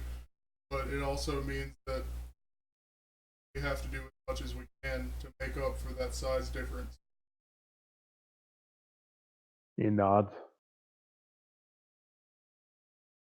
and he just takes a deep breath and just goes back to walking on. That's about all he can do. Damn it! Sorry, I was thinking. Ah, always infuriating. I'll just follow him back to the Dragon's Den. If anything else comes up, I don't think Theon would have anything to say. Okay. Mollymort, after you're on the roof for a time, Alondria comes up, and you can hear her approach, and she just stands there quietly, presumably watching you. I just keep meditating and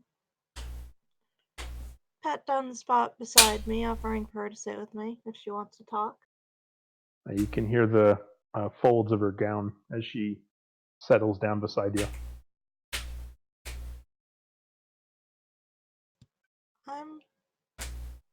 I don't know about deities, but I gotta know on. I said Tiamat and or Morningstar attacking tomorrow, and I feel like I can trust that. But Alondria's, even mine, it sounded like the no wasn't necessarily a good thing. But what does that mean? She thinks for a moment and shakes her head, and she says, "I don't know." Something's definitely coming, though, right? It seems like something's coming, but uh, She looks up at the dark space in the sky, and she says that she doesn't know what's coming, but she thinks a lot is coming.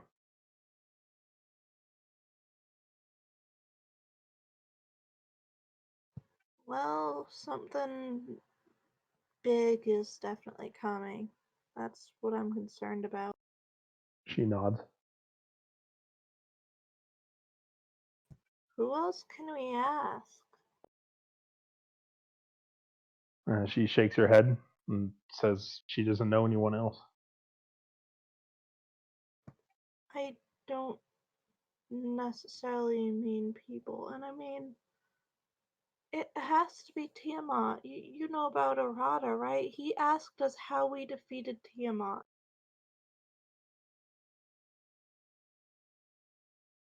She kind of throws up her hands.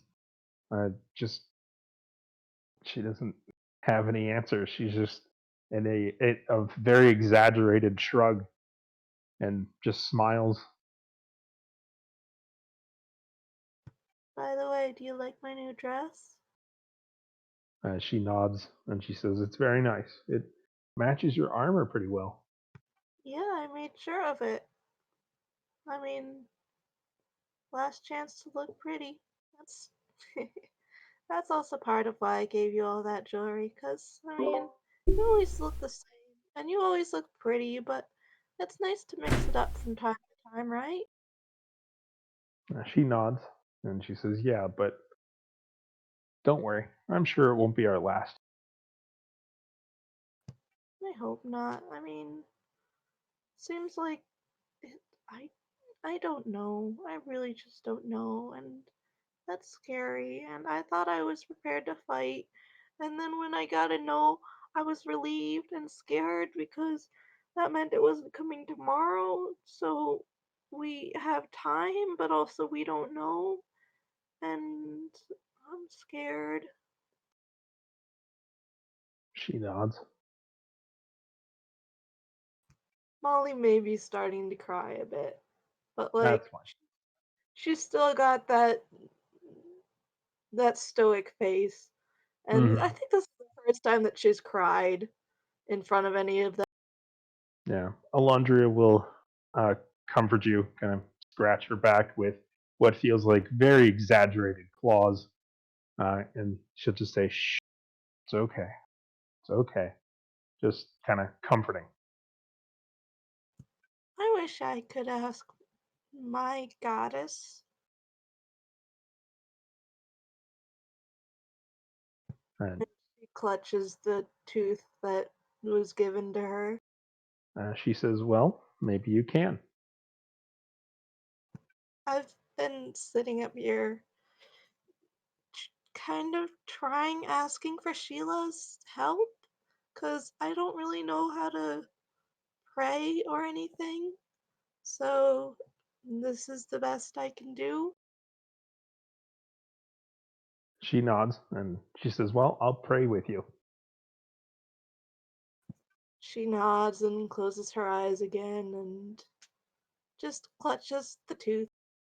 All right. She prays with you as long as you like. It's a good portion of the night because, yeah, she doesn't want to sleep, but she does stand up and put a hand on Alondria's shoulder after, good a good few hours, I think. All right. And then she heads downstairs to get a little bit of rest, just a short rest, I think. Mm-hmm.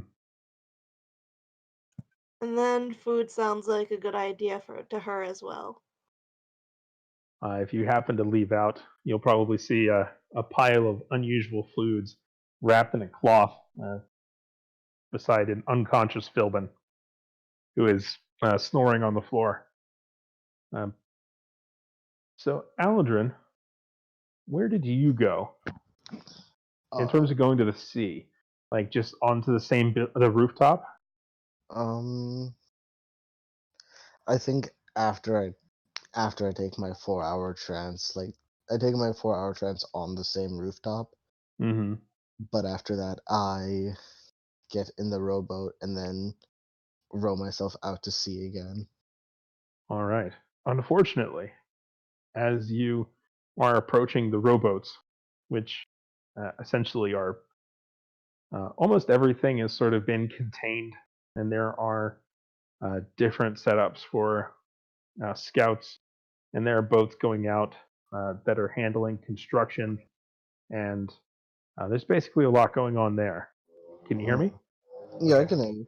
It was weird. My monitor cut off. But anyway, but yeah, you unfortunately, as you're heading toward the sort of dockmaster there to get another rowboat, a runner is running up, essentially, presumably having come from a different dock, perhaps, or maybe someplace else.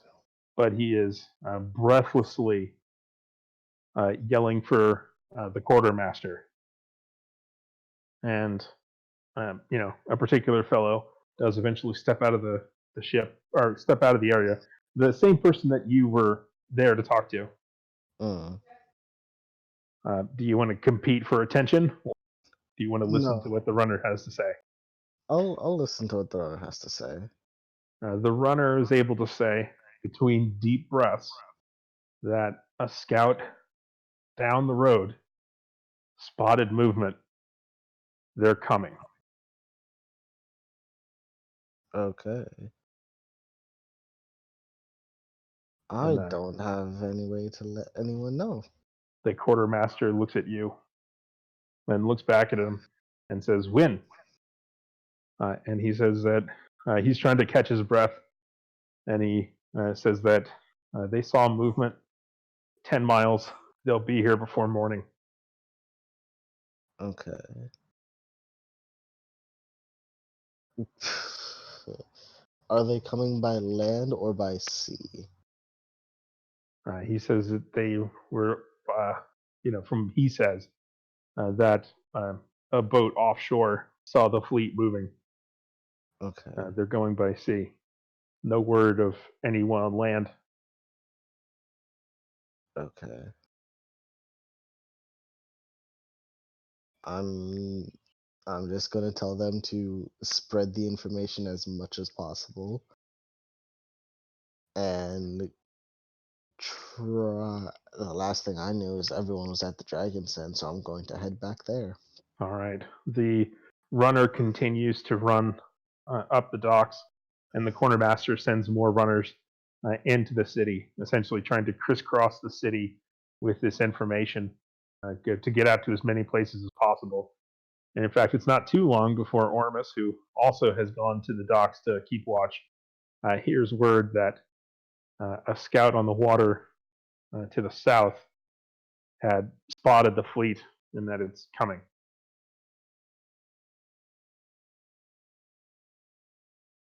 But yeah, you have that information. You're able to make your way into the city if you so choose and go Yeah. back to the den.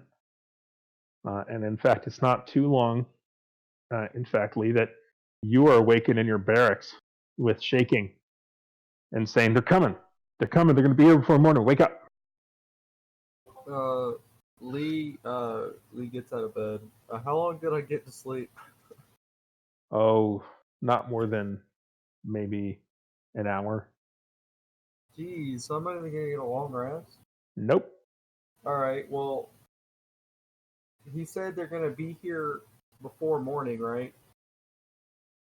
Yeah, that seemed to be the gist of it. You could ask more follow-up questions if you like.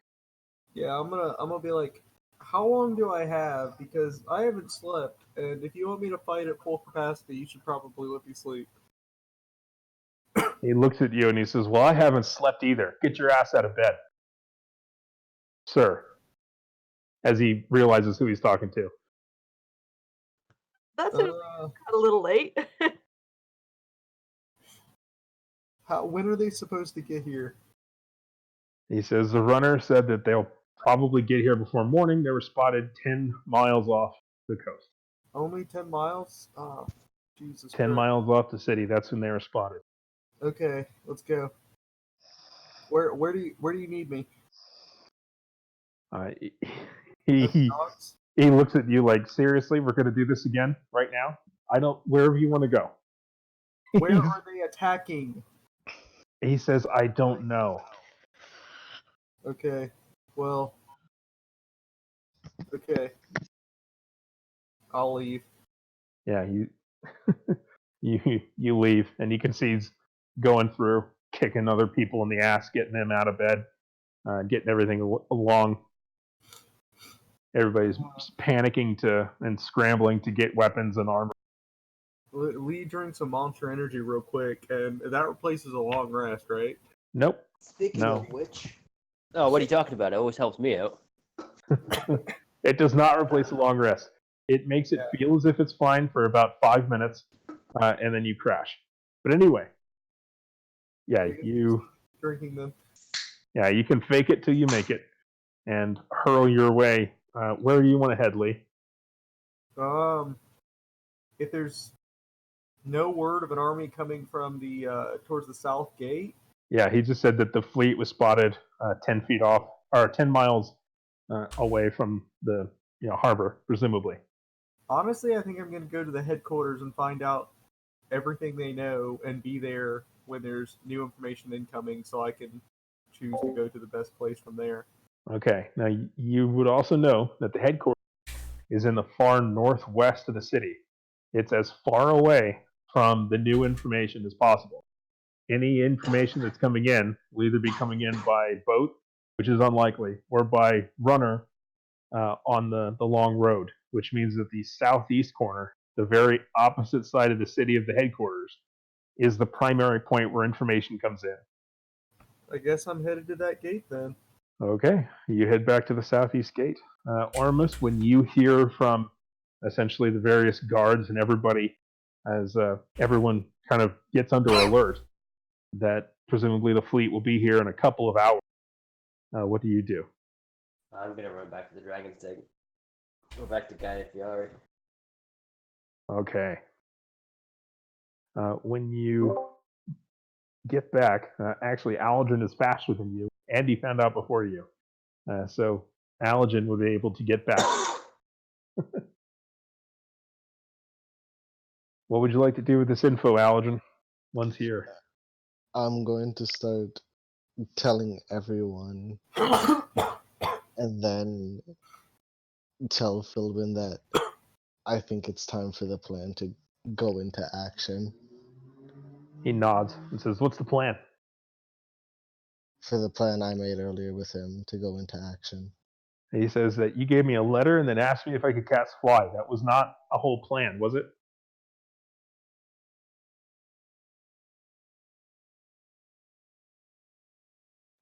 That sounds He like seems... Yeah, Philbin is asking you that. And also you can tell that Philbin appears to be maybe a little intoxicated.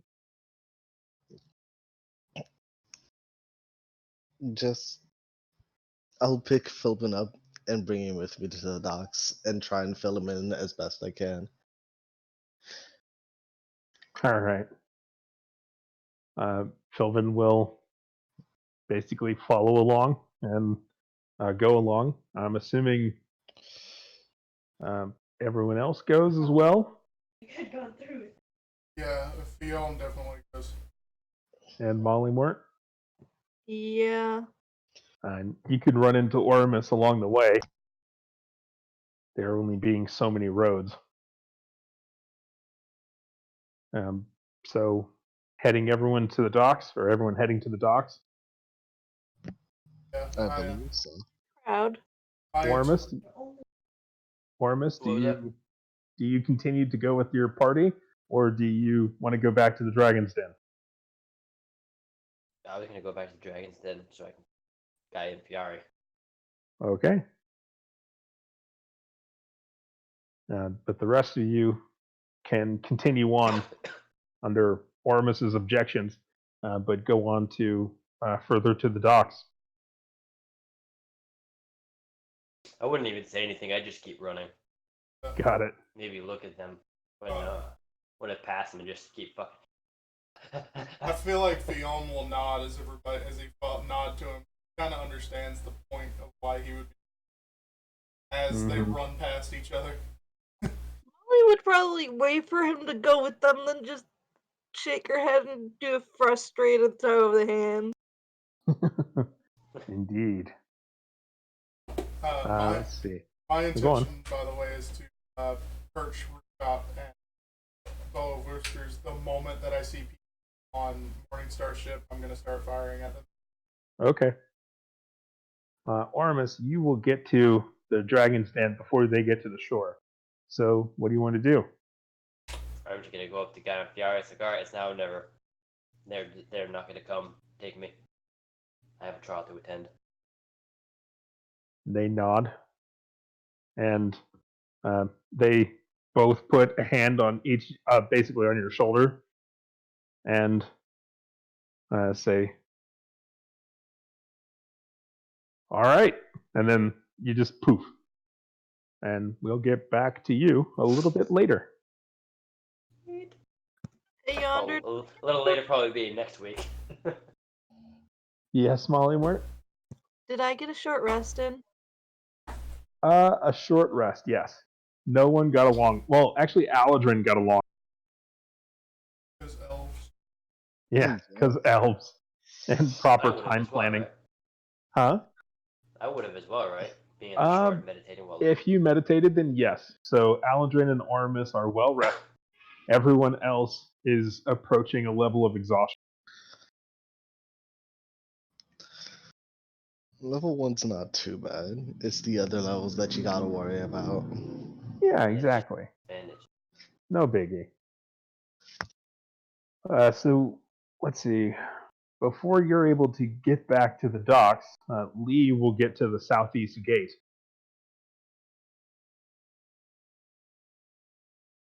Lee, what would you like to do? I guess wait for information. I'm not sure. If you ask, they'll say that the most recent information is they were stalled. We thought they were some distance off, but apparently we missed a cycle or someone didn't check in. But a scout that was further up the sea was able to spot the ships moving a bit further into the sea, a bit off, but they're definitely coming north, and they're about 10 miles away.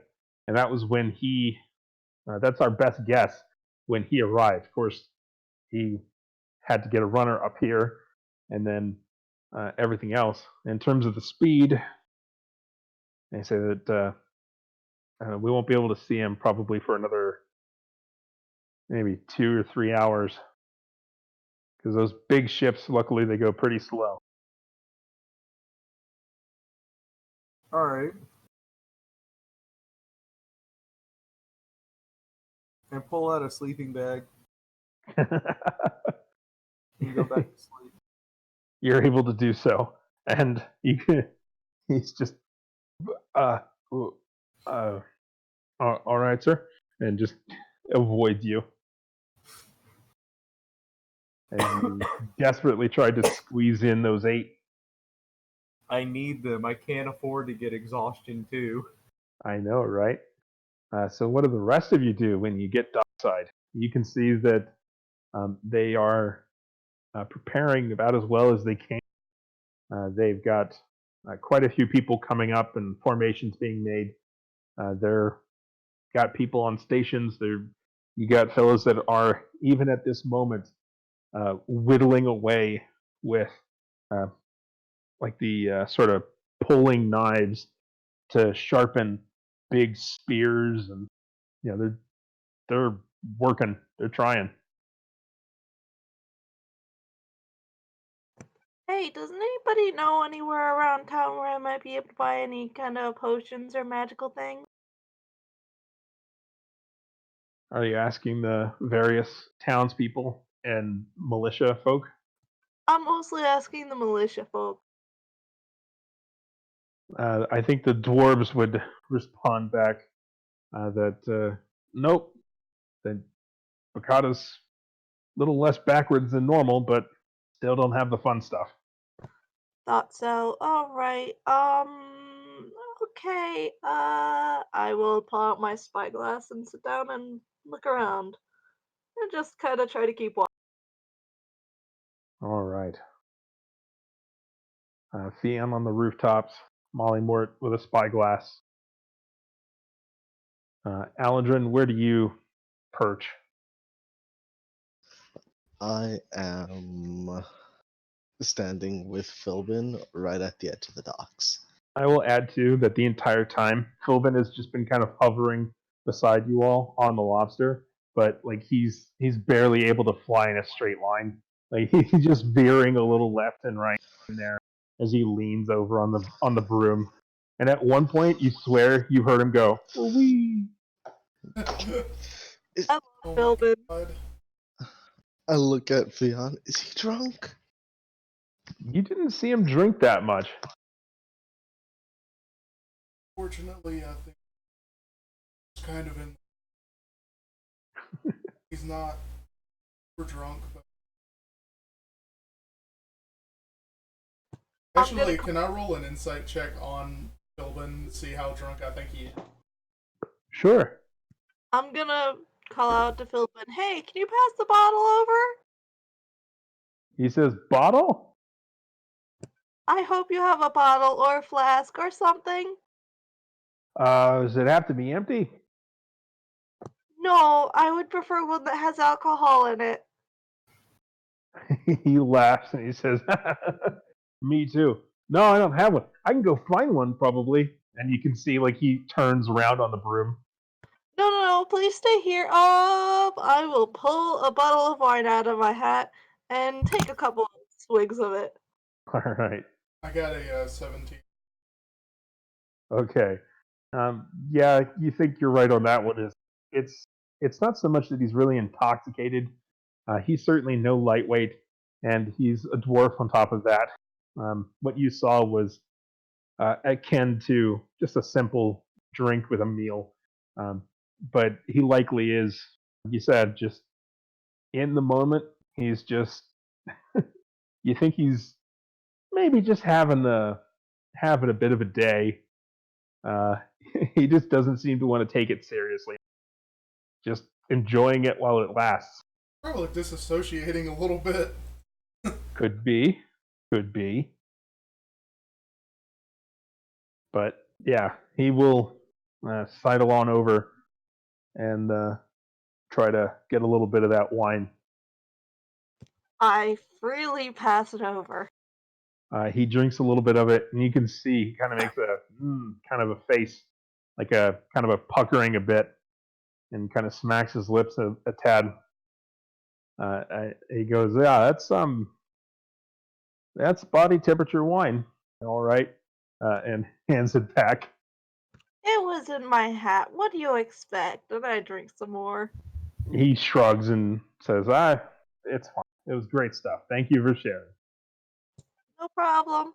And you can see as he sits there, he just sort of hums a little bit. And as he hums, his like heads lean into one side, and the lobster just slowly starts to sink upwards, just going straight up.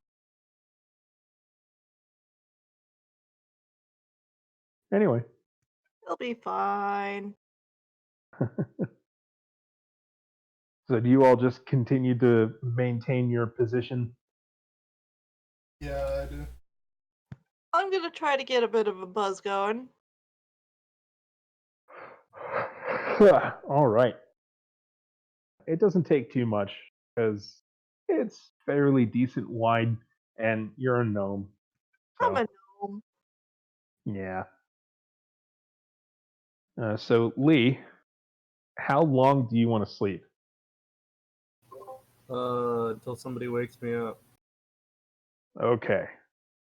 Do you want them to wake you up when the ships are spotted? Actually, he said it would be about 2 hours, right? That was his guess. I say wake me up in an hour. Okay. In 1 hour, you are sort of nudged awake. How many hours am I at now? Not enough. Okay. Is it time to fight? What's going on? And he says, "You told me to wake you up in an hour." Okay, well, what has anything changed? He shakes his head. Molly comes over and nudges you too, then Well, cuddles up to you. Her face is unfortunately, kind of red from the well, alcohol. Molly, unfortunately, Lee went to the very southeast corner of the city. Oh my, okay, never Yeah, he mind. hasn't reconnected. Molly has no cuddle buddy. That's fine. I think Molly might be getting drunk in real life too. Nothing wrong with that. I promise. You promise But, that you are? I'm not. I've tried drinking during a game with one of my other groups, and I decided I did not like it. So, not Okay. again. Especially not such an important game. I think we had a tipsy Molly Moore at once too, and it was funny. But anyway, yeah, Lee, you're awoken. Okay. How much longer now? Does it look like? Can we get a better look at them now? He says that if you want us to send out scouts further, we can, but we haven't heard back from anyone yet. They Okay. all came in. Okay, then I guess I'll wait for more information here with you. He says that we're unlikely to get more information unless we send out more scouts or until they are actually here. Do you want me to Okay. wait until they're here? You can send out more scouts if you need to. He says, is that an order? Honestly, I'm not qualified to know whether sending out more scouts is the correct option. I feel like you would have a better idea of this than I would. He I'm going to kneels down and says through clenched teeth, "You're in command, sir." That's really unfortunate. I don't have He face palms. I'm just imagining how I would respond as a soldier, and like my commanding officer just said, "That's unfortunate." My Yeah, jaw he- just dropped. Like, I He actually face palms show- and he says, "All right, I'll take a rest. I got it. It's fine." I pull out my rank and I show it to him, and it hasn't been updated since the very beginning. Mm-hmm. So it just says that I'm a normal guard, and I'm like, look, this is all the training I've got.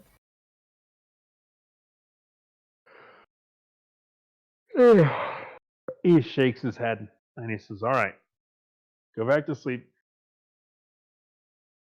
Lee is already asleep by the time he says that.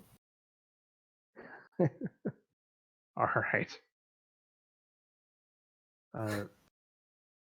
The rest of you, do you just continue to keep your post and position? Yeah. Yep. Yes, sir. Wait until I see dots on morning star ships. Okay. Do you have a You- spyglass or anything? Molly does. I pass it over. Well, Molly, I can't like draw a bow and hold the spyglass. So, like, actually, if you wanted to, put my Philbin shoulder says, and hold it to my "Wait! eye." I got a thing! And he reaches into his pocket and he pulls out basically what could be described as a kind of sticky rope. Is it nerd rope? Huh? Is it nerd rope? I don't know what that means, but probably not. Candy.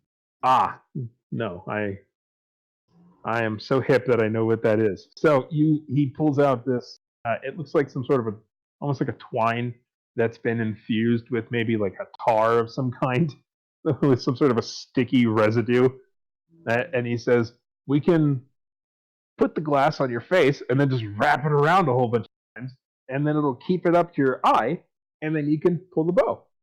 Don't we have an elf or something? And Philbin, I'll add, is like floating like 18 feet off the ground while saying this. I think my meaning was misunderstood. What do you mean? I believe I meant look through the glass so you can see what you're looking at before you start aiming. Because you can see dots in the distance, but you can't tell what they are. If you use a Yeah. spyglass, you can get a better idea of what you're looking at before you start shooting. Yeah. Yeah, I But- was just meaning to like keep it up so like I can actually see people rather than dots, and like just continue the stream of fire. Well, yeah, but you can. Basically, what I'm saying is like we don't even know for certain what's on the ship or what's going on with the ship. So I was saying use the spyglass to get a look at what's going on, and then you can shoot at the dots. And that's Either way, Philbin is still Philbin is still offering to essentially duct tape a spyglass to your face, and he's nodding. I think it's fine, Vilbin. I'll just pull it up and down as need be. Shoot yourself. I only really need it for a second or two, anyways, just to make sure that back ship. So. You can see him start wrapping it around his hand. I'm concerned. I'm concerned for Philbin. Like, is this when we learn that he's got a mental illness, like he's manic depressive or something? Like, I don't. Has everyone been like keeping an eye on Philbin? Like we've seen Philbin for the entire time, right? He hasn't been out of our eyesight. He's not secretly Tiamat? Yeah, I'm concerned.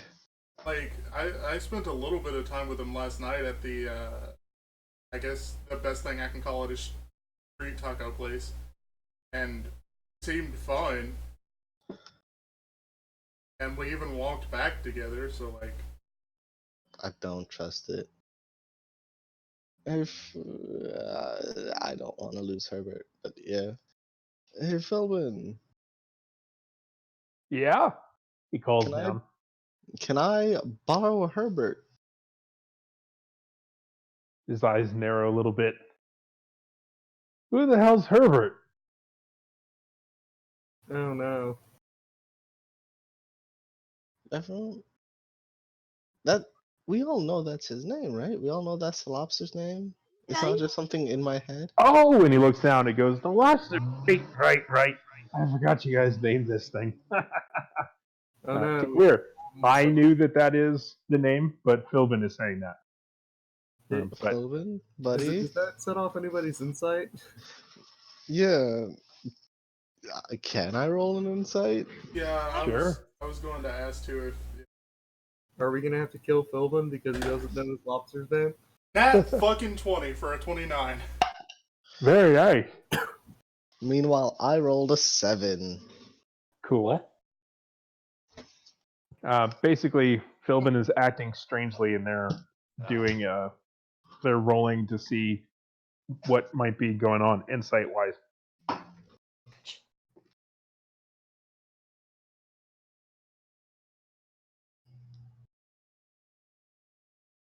Are you gonna roll, Mollymort? Nope, I've been drinking. I don't care. Fair.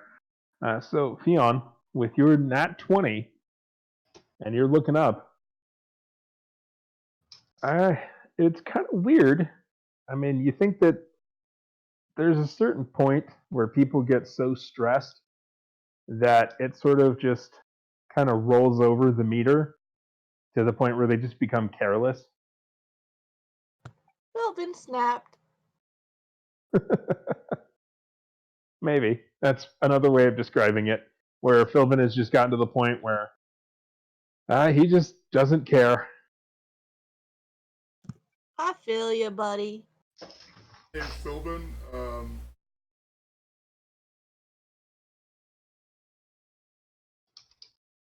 why don't you go see what Alondria is up to real quick for us? He says, no need. She's taken the rest, and when things get heavy, she'll come out to help. He sits with pride. Alright. I guess this is as good as we're gonna get, guys.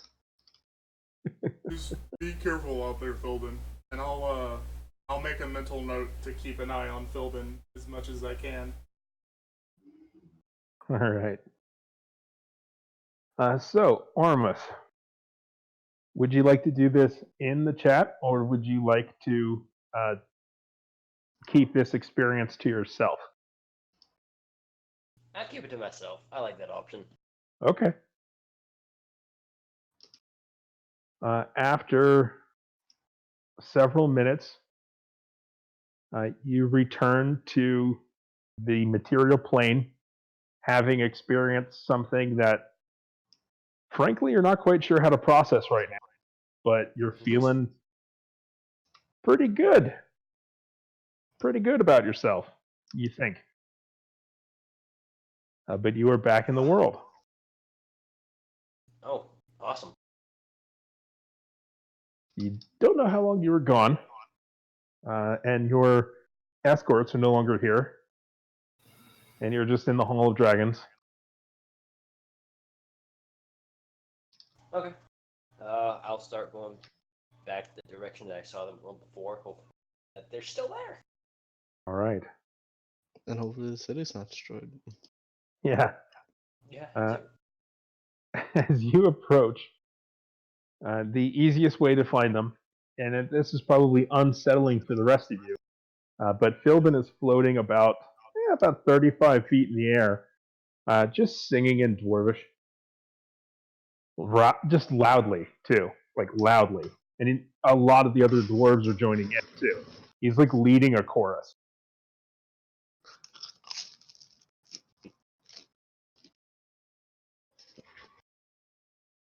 I don't even like. I don't think there's anything we can really do other than keep an eye out for him at this point. Mm. I am going to start singing to the tune the best I can in Gnomish. Yeah, you're able to do so. You can pick up a couple of the choruses of it and repeat them mostly for the sound of it, but a lot of the other just kind of and then just jumping in. No, I'm just saying my own things in Gnomish to the same tune. Fair. So, what is the song they're singing going like? Do you speak Dwarvish? Yes. All right. The first one is talking about the Maid of the Mountain, and it gets very crude, and it has to do with exchanging jewels for. Well, anyway, you can imagine that this is a minor song. Like this is the sort of thing that dwarves would sing a mile below the earth. Yeah. And then the next one is a bit of a sea shanty, and then the next couple of them are, mostly talking about beer and different types of beers. And then there's one that's about making fun of elves and essentially how smelly and how they can't swim. How smelly they are and how they can't swim. I'm going to start one up too. I'm going to start one up too. I'm going to start singing the sea shanty we heard on the ship, about sleeping with the head of Morningstar, his wife. Okay. You're able to start singing along about that one as well. That's the one I'm going to share to contribute here. They're all getting a pretty good laugh out of it. Before you all know it, the sun is starting to rise ahead of you. And it just gets higher and higher. Everybody, you can tell that they were really on edge, but the singing has calmed them down. And they just kind of keep whispering amongst themselves. But as Philbin just keeps them going, you can see he's really trying and desperate to keep the noise going, to keep the song going, to keep distracting people, perhaps. But the days continue to come, and you can hear some of them saying, shouldn't they have been here by now? Where are they? By the time about when the sun seems like officially over the horizon, well, how long have we been hanging out there already? You've been there for hours. Yeah, when the sun is officially over the horizon, I'm gonna nudge Fiona and say, hey, I'm gonna go. They're not coming today. I'm not sure they're coming. I'm gonna go sleep. Yeah, I'll add. Y'all are, with the exception of Oromis and Aladrin and Lee, who is technically asleep. So essentially, Mollymort and Fion. You do have a level of exhaustion. Yeah, so I'm gonna nudge Fion, say that, and start walking back towards the dragon's den. All right. Well, I'll be up here. Good for you. I give a thumbs up, but keep walking away. Is Aladrin with us? Yeah, he's nearby. Aladrin, you only meditate. Wake me when something big happens. Yon, when the fighting starts, wake me. Yon will take off his coat, bundle it up like a pillow, and just lay down on the rooftop.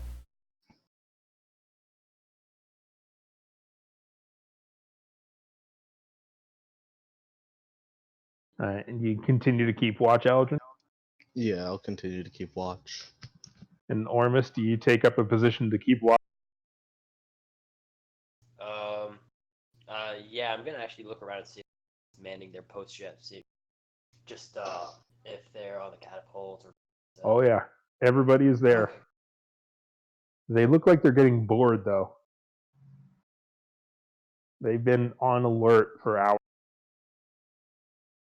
And can I tell around what time it is? Maybe like this time of year, coming up at well into 8 o'clock, maybe almost 8:30, 9 o'clock.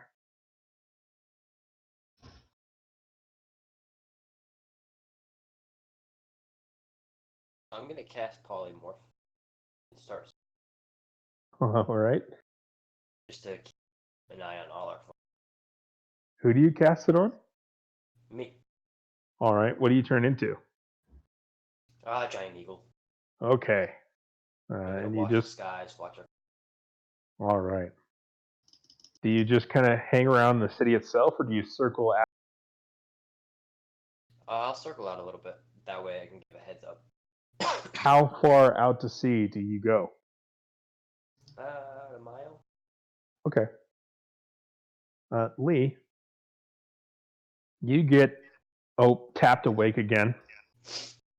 It is bright and sunny, and you don't feel as tired, but you don't feel great. Yes. He says, we sent out a couple of scouts. They moved off ashore. Last we heard, they're still going. Well, darn. I guess they're not attacking Bakata. I mean, that's good, and I'm happy about that, but we did do a lot of prepping for what could be nothing. He's looking at you, not expecting this to be your reaction. And he just shakes his head and sighs and walks away. Do I know that they were 10 miles out? Or did I not get that tidbit of info? You heard that they were further down the shore and that they were about 10 miles south. I mean, that's a little bit of circling to go down that way to get a bird's eye view. Okay. Let me take a look at the flight speed of a giant eagle. I think it's 100 feet. It could be more. I'm not sure. It was only either 60 or 120. It's 80 feet. Ah. Right, my bad. How much? 80 feet per turn. 80 feet. And if I dash?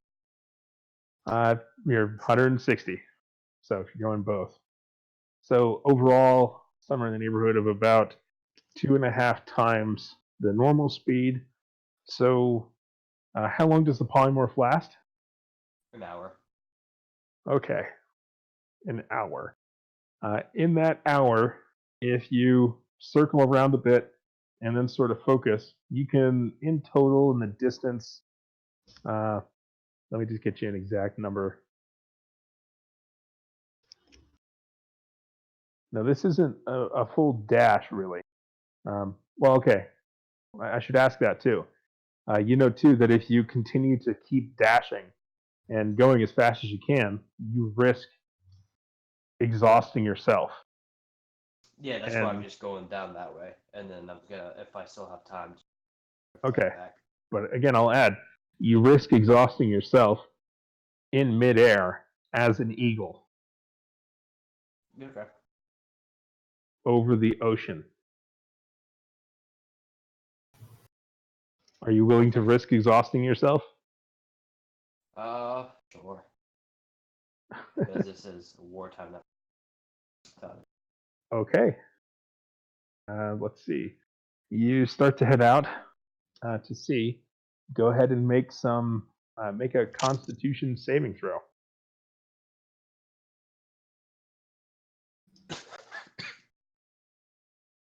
Using the Eagle's Constitution. I would. Do you have the stats up right now then? I am confirming them. Okay. You were saying, Mollymore? On the dice, I got an 18 on the dice. +1. Indeed. So you got an 18. That is fantastic. And you continue to go? For a little bit, yeah. Until I about get there. Okay. So you fly. And you could probably see quite a ways out. I don't have to go the full 10 miles. As long as I have like an aerial view, I get it. Yeah. Yeah, definitely. But I'm just tracking it. Is it in terms of exhaustion? If you're literally dashing and going as fast as you can, you're basically gonna keep risking exhaustion. Okay. So you made that Constitution saving throw, so that's plus. That's a good I'll thing. go up. Because if I got a fair distance, I don't know how far I would have got with that roll. But if I got a fair distance, I'll go up a little bit. Giving it. With that roll, you were able to get about 200 yards.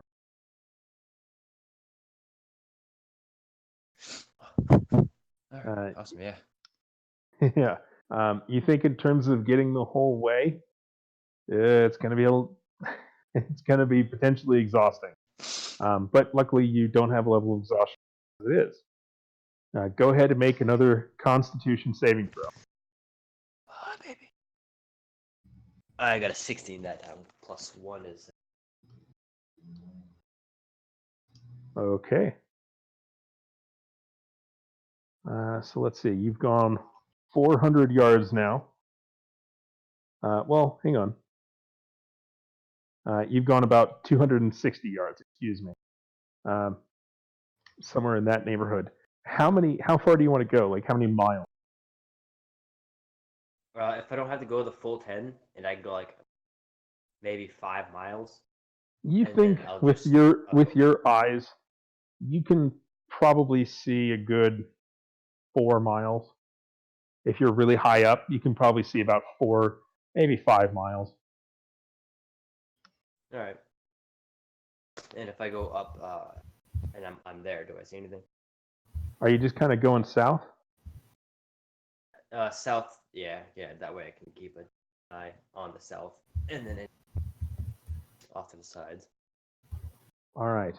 Since it is the ocean, I'll probably be able to see 4 miles. Yeah, you still got a long way to go. Yeah, I'll stop dashing now at that point then. Okay. All right. In terms of stopping dashing, that probably is going to help you quite a bit. So overall, you can get there in about 30 minutes. Oh, okay. Unfortunately, that's the math. You can take your time to dash. I can add, though, you could dash just partly, but not risking exhaust yourself. just dash occasionally, and it'll take you about 20 minutes to go the 5 miles. Oh, that's plenty. Okay. Because worst case, if because dashing going forward and up takes effort and takes up speed, but if I'm just falling and gliding, then it's a lot faster to go down. Yeah. You're able to kind of even it out a little bit and increase your speed overall, but not fully exhaust yourself. And as you're going along, you can go south about 5 miles or so, and taking big swoops around and looking, you see there's a couple of small boats down there. You don't see a giant fleet of hundreds of ships, that's for sure.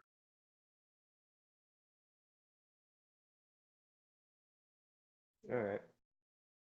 Yeah, you're pretty confident that in terms of going south, even if I allow that you went about southeast a little bit, so that you're about 5 miles offshore ish, and also about 5 miles south.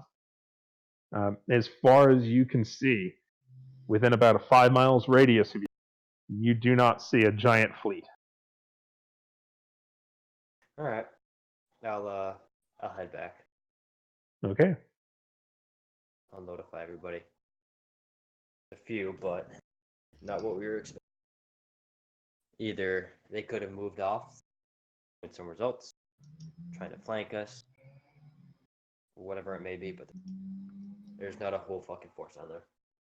This might be a good time for scrying. Let's sleep. As you give this sort of report, Philbin, I think, would say, like, well, my turn, I guess.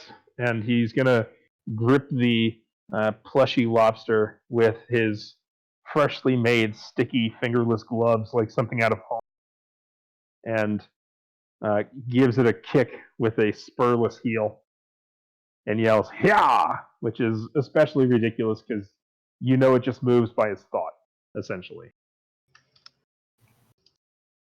And he That was fun. begins to soar off into the distance over the sea. Anyway, yeah, the rest of you, nothing's here. Nothing's happening. You can see quite a few of the people are being removed from their stations and standing down.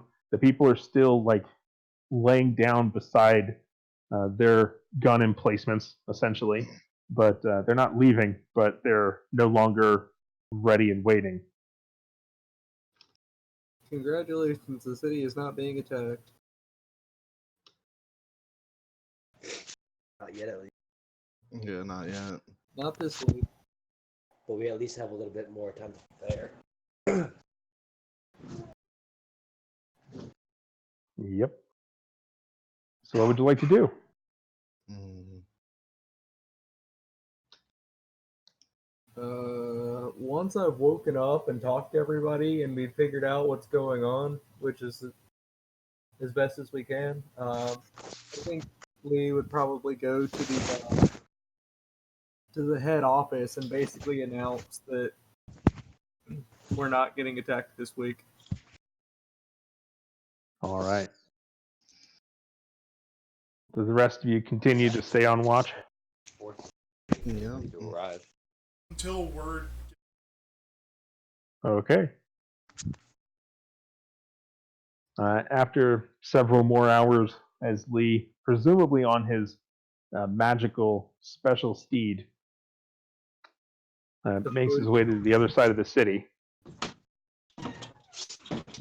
you're able to explain to the assembled otherwise commanders of the city that no attack is coming. Immediately, the former head of the old guard and now essentially general of the army,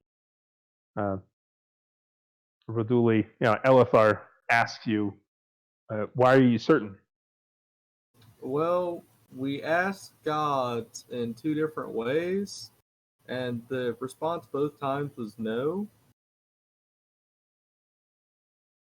It wouldn't hurt to still be on guard, but I don't think we need to be on as high alert because we just saw the ship's a ship offshore, but what was the explanation for that again? It was just a false alarm. No, it wasn't a false alarm. They saw the fleet. It was 10 miles south, and when the scouts saw that they had scouts kind of going out there checking on the fleet that wasn't moving. And then the next time the scout went out, the fleet wasn't there. And then they came back and then got more scouts to spread out. And then one of them spotted the fleet steaming towards the city about 10 miles south of the city. And then he came back in, and the message was ran up. And then basically, from the word that they're saying, is that they've sent out a whole bunch of other boats and scouts where they can between there and the city, and they haven't spotted the fleet again. Oh, They okay. could also My be waiting for understanding something. is that we somehow figured out that they were going some other way. So I don't know. I don't know then. He says, Yeah, I don't know anymore. Let's they just could do just be waiting. whatever you want. I'm too confused for this. This doesn't make any sense. Yeah, they're a bit confused too. Yeah, I'm extremely confused because I don't know what's happening or what we're expecting or anything. It's not really coming together for me, so I guess I'm gonna crawl under the table and stay there until something happens. As you do so, after you have done so, you can see that Rutabaga Gilroy, who's one of the gnomish survivors of the former city council, puts a shawl over you that is gnome sized, so it like barely covers your arm, not much more than kind of wrapping around your arm. And she says, "I think he just needs some rest." I think at this point, Lee's just thinking like prevention hasn't done anything for us the entire time we've been like trying to do stuff. So like at this point, he's just committed to reactionary things. Like he's just gonna wait until the bad stuff starts to happen to do anything because that's the only way that things ever get resolved anymore. That seems reasonable. I mean, I feel like from his experience, that's the only time that things actually happen, and he might just die doing it. But like at this point, prevention has done nothing. So Yeah, that's what's brought Fion to sleeping on a rooftop, waiting for Aladrin to shoot at him. yeah, like the more we try to prevent, the more problems we run into. So I'm just gonna lay under a table until somebody attacks the city. Because I don't even know anymore. I just don't know. All right. After a pretty good amount of time, well, I'll add too, Armus, when you come back, you just go back to your position. Oh, Jesus Christ! Sorry about that. I'll just go collect myself with the group. Okay. The first person to wake up from their long rest is Mollymort. I may be a little bit hungover. That's fine. Everyone's still there, still standing. It's middle day, maybe approaching early afternoon. It's all quiet. I look around and wave at whoever's awake currently.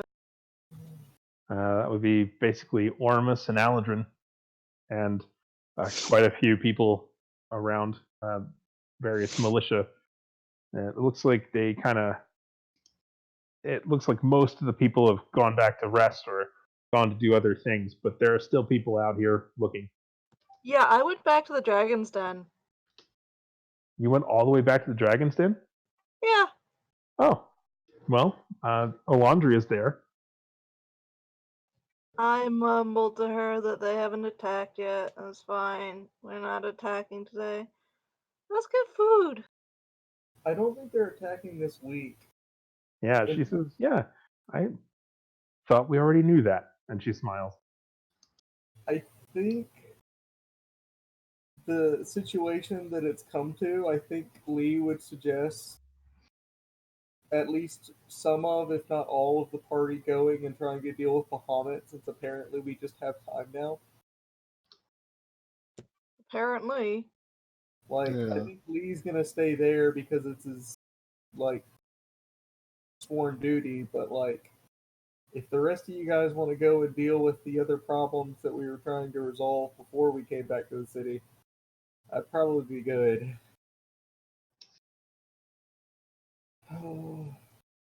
Hell, they're probably going to Hope anyway. Maybe. I don't know. I don't know anything anymore.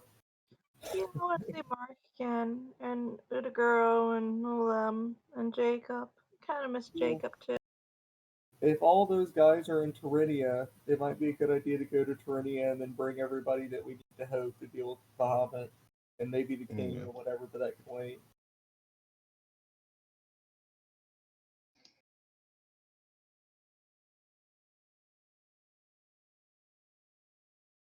So, what would you all like to do? Let's go talk to Philbin about some teleportation. Philbin hasn't come back. I guess we could just wait till he comes back. No. We could go out looking for him, but we probably wouldn't find him. I don't know where he's at. I feel like we should go find Philbin.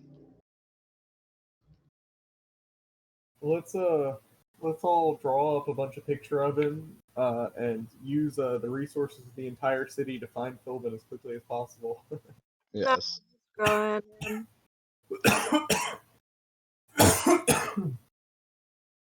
Philbin returns about 7.5 hours later. Have we put out a high alert and we have all the women and children of the city looking for Philbin?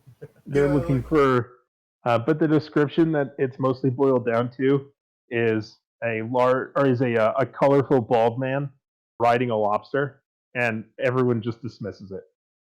Well, I feel like at this point, if it's been 7.5 hours, that's long enough for Fion's sleep time to add up and him to have woken up and Oh yeah, everyone's got a long rest in.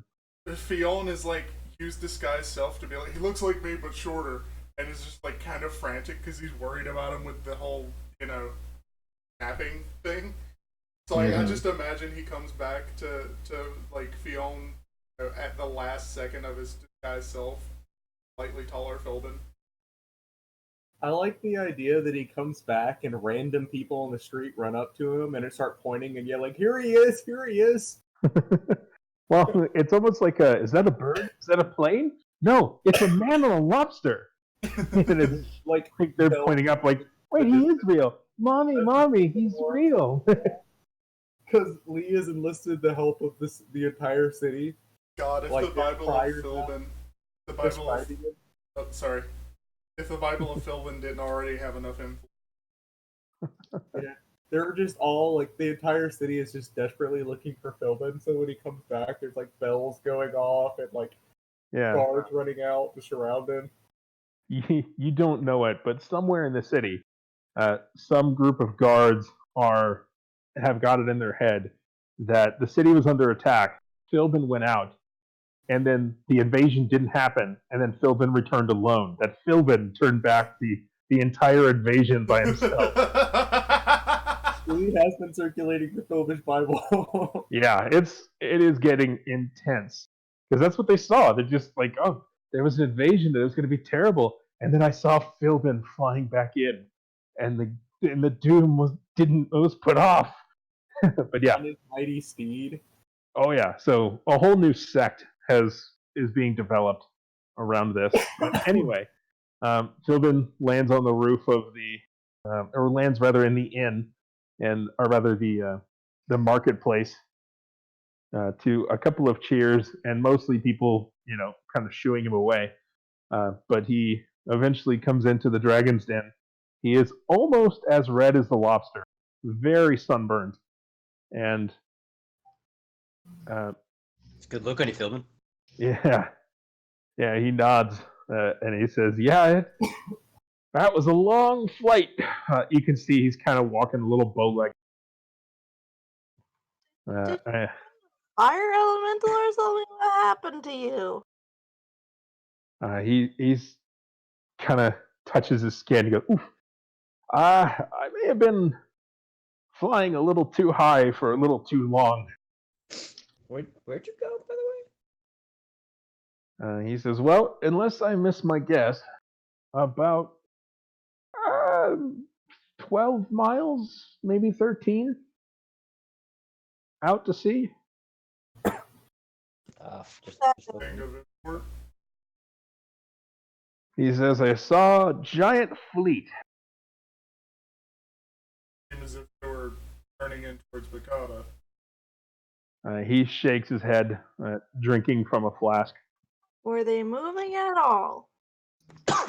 He nods and he coughs as he apparently breathes a little too much. While he says they were going north by northwest, far and out to sea. So to hope. Yeah, they're yeah. Oh fuck. At least Yeah. we have. I think you guys need to head to Hope and deal with this Bahamut thing. Yeah. He says that considering how long it took us and how slow their ships are compared to the one we took, they probably won't get there for a couple more months. Sounds like we just got a lot of time.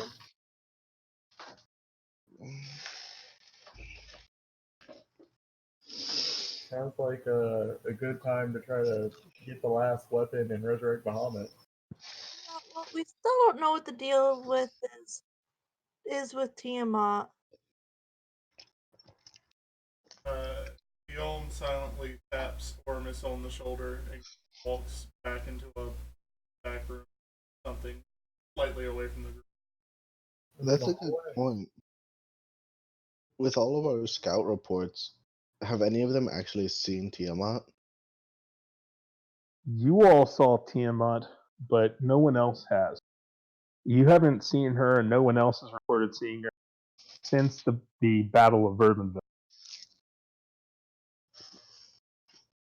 She's been here the whole time. Looks at random person on the street. Alondria's eyes sparkle red. Yeah, I was gonna say she just is Alondria. She's been hiding it this whole time.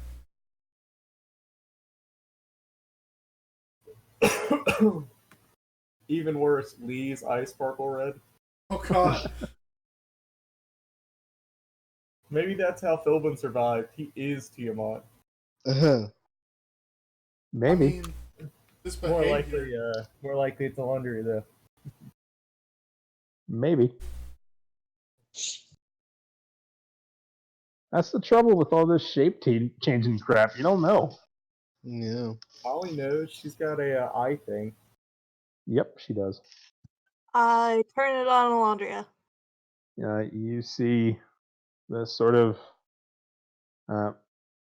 I forget, in terms of how this worked before, were you able to see the sort of draconic forms? I know you could see it for the Dragonborn, but on the dragons themselves in Hope, were you able to see their dragon self, or was it just them? I don't remember. Huh. Unfortunately, I don't think it worked on the actual dragon. Yeah, I think it didn't work either. So true Yeah. sight? It gives true sight, right? It gives true sight, but I think the dragons are a bit different. I'm gonna have to. Well, anyway, you don't see anything suspicious or unusual. I'll say that much. It's a matter of whether they actually physically change their form or whether it's an illusion or not. Yeah, and I think with dragons it actually does. They do change their form. Let me see here.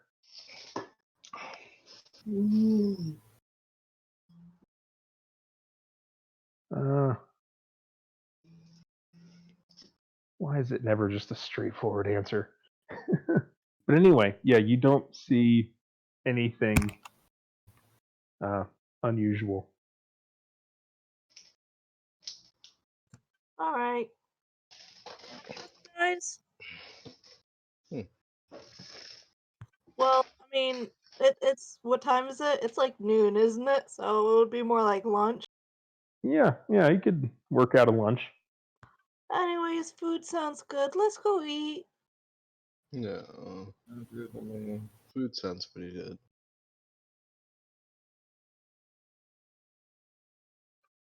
I give it a questioning look and I ask, meat? I think. No thanks. Fair enough. He tosses one. Philbin munches on it and says, "All right, let's go find somewhere to eat." While eating, I imagine too that there's this kind of strange scene where you all are, of course, in full combat regalia, Philbin bright red, and you're all just seated around a table in like a coffee shop, just going through large portions of the menu. Everyone just quietly staring while Philbin is just just totally normal. We've Hmm. all slept, I think, but we're probably, for the most part, all still pretty weary. You're probably like in your heads. I meant to ask, Yeah. is this only going to take a second? Does Oromis follow Fionn into the hallway out of the room? Does he? I mean, if you would signal him, yeah. If not, Yeah. no. Yeah, You can follow.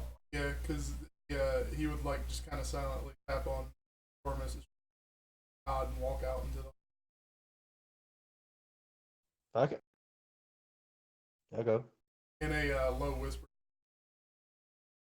Read all the details, but how to go back to Prime. As far as I can tell, yes. Yeah. It looks like I have my powers back. In fact, you think you are probably a little better off, and you're feeling pretty good. And yeah, it depends on how much you would want to tell him about the experience. I would get the details myself first, and then let him know. Yeah, it was more of a thing of just beyond checking on, because like his way he said it was like, you don't need to tell me all the details. I just kind of want to check up and make sure. Hey,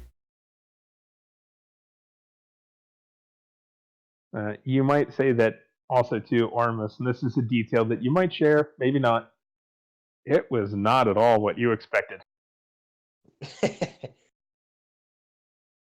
What's I'll it like share that a with him. custody hearing? That's